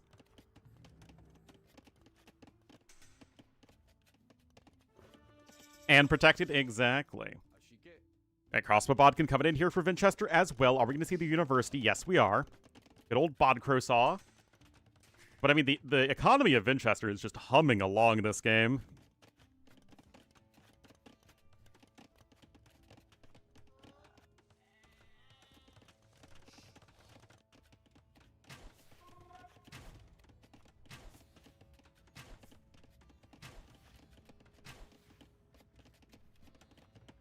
Yep.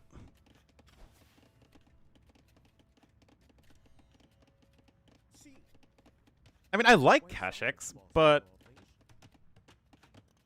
I don't think they needed a buff.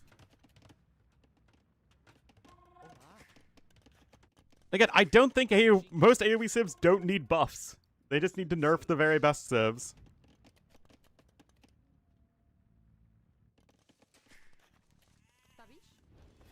Like, they nerfed Shu, and they nerfed the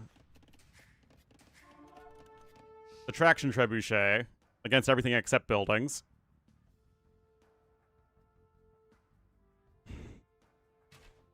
More gold per hit? No. I don't hate it. Oh, I mean, that's always the case, I suppose. All right, Thumb Ring coming in as well. I mean, these archers are well upgraded for Vinchester. Only 1 TC, though, so in theory, Ganji will be able to get ahead eventually. He's getting his own 3rd archery range in as well. Oh, yeah, the Qian Swordsman also got, what was it, like an 8-second train time nerf, which is quite significant.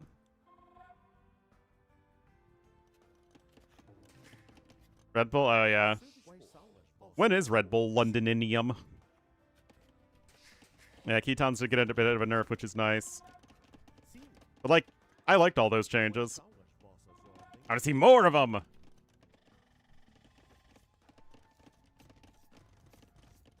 April? Well, I mean, they had plenty of time. It's not like this one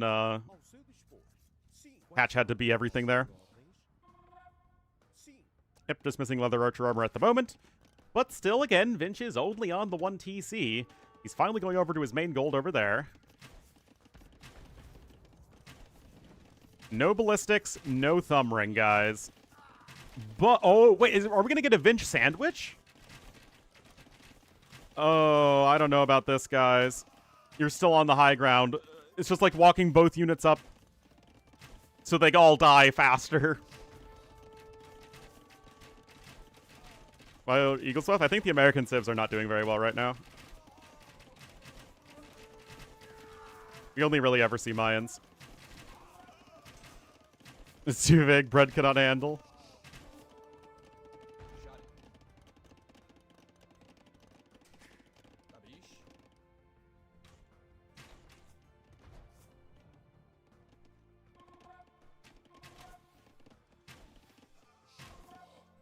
I mean, still, not the worst fights in the world for Ganji. By infantry buffs? Not really. It's more like they're getting power crept by cav archers. Fleet? Yeah, that one's a bit strange. Anyway, these are very important fights for Ganji. No thumb ring doesn't help in these big archer shootouts, because that's where the fire rate actually does matter. But as things stand, could be way worse for Ganji. He's 5 vills ahead. Yes, the eco upgrades are worse. Yes, the resource collector are better for Vinchester, but, you know, he's hanging in there. Black Friday? No. I did no such thing. No shopping.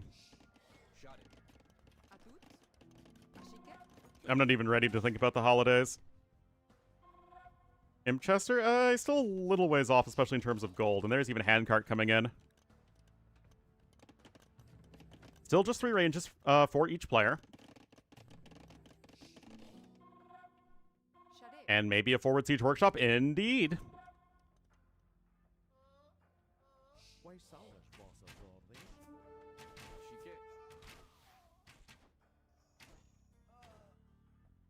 Starting scout? So we did. I didn't even realize that.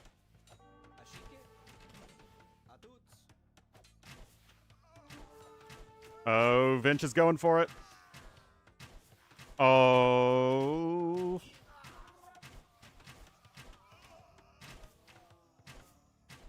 Going uphill, but I guess Thumb Ring does help. And, well, that's just not really how AoE works. Bonuses are always a net positive, unless they're the small changes to your early eco that literally need to have a nerf. Alright, Mangonel there goes down, and now the Fast Imp Chester is looking ready to Fast Imp Chester. Hey, Kwong? But that's a different unit entirely, that's not a bonus.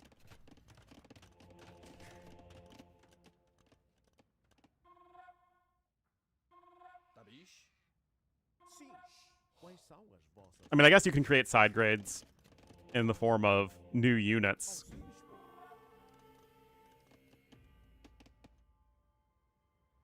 Hello, Romful. Anyway, Imp is on the way, guys, and so long as you just don't die before Imperial Age comes in, you should basically be golden. And if you can control this hill, I don't see the Mangonels really able to apply enough pressure to you. And there is even the 4th archery range.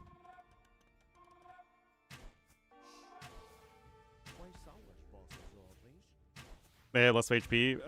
Yeah, that's true. But again, that's a different unit. That's not like a Civ bonus.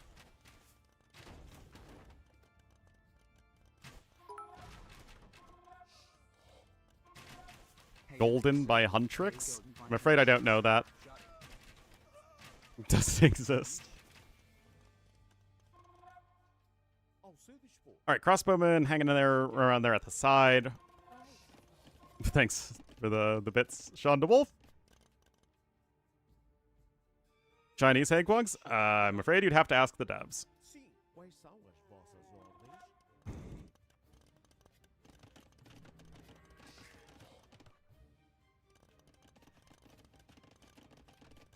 63% now to Imp.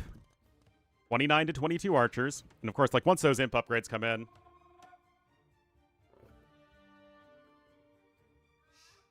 K-pop Demon Hunter? Ah. I have not seen K-pop Demon Hunters.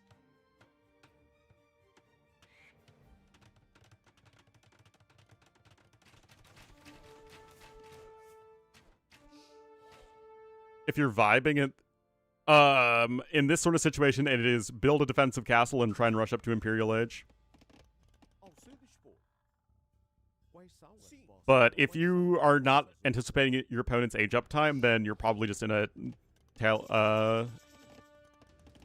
terrible, terrible position. Hello, Marmalade.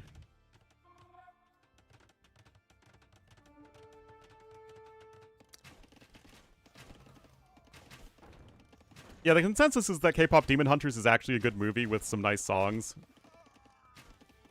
But, like, those really popular movies that, you know, like, completely crush viewer ratings is, like, they have to be actually entertaining for the adults, too.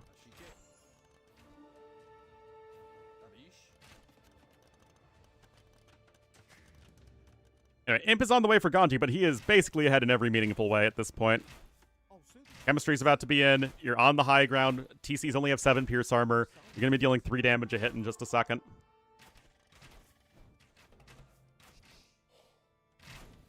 Well, I mean, he's been ahead in eco by a significant margin all game long. Oh, but look at this. This is awesome. Is over already? Wow. Miguel swept Hera that hard?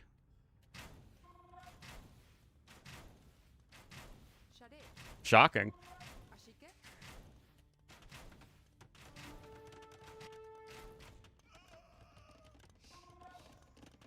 The brony. Oh, no.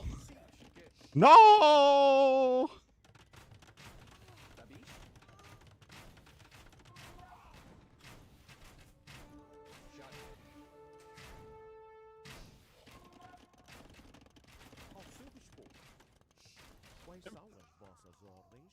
Minus 42 to 100? What? I mean, that TC is so expensive to repair, guys. Bombard cannon's already on the way. Other archer armor now coming in as well. And the town center goes down anyway. Next, there is no next game. This is his tournament life on the line.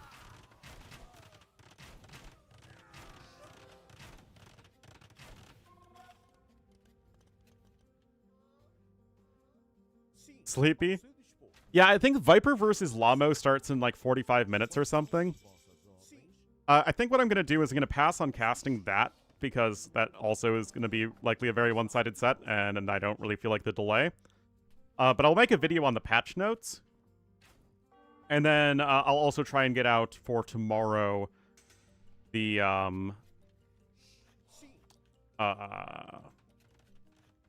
tier list. Yeah. Anyway, GG called and Vinch with a decisive victory. Very well done. New campaign? Yes, I will. when I have a chance. Maybe next week.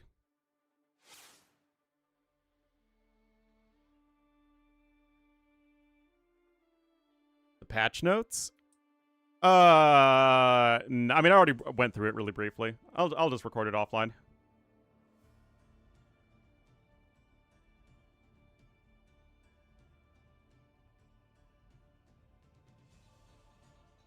Unless you guys really want me to. I guess I could.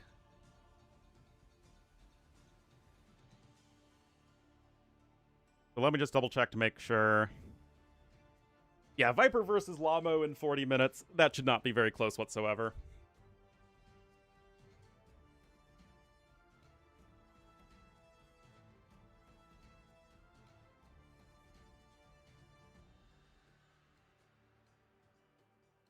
Oh, so you putting beat antagonist.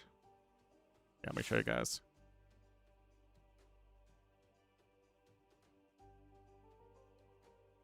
So, you putting beat antagonist in a close series. Finch beat Ganji, obviously. Lewis beat Lix in a reverse sweep. Hera beat Miguel. And then tomorrow is Heart versus Hope. Oh, Dragonstar Overtaken. And Siscon Goku. Okay, there are 4 sets happening simultaneously tomorrow. We'll see. Nope, Ganji's out for good.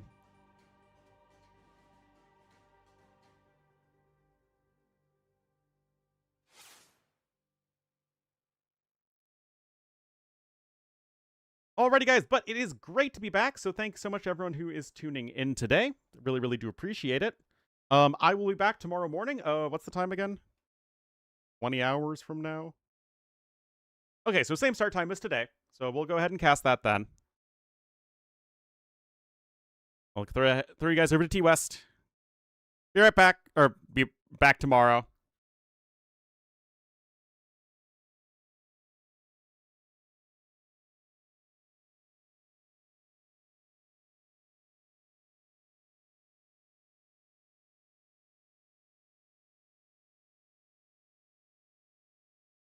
Oh, Lord Gogan, thanks for the sub with Prime.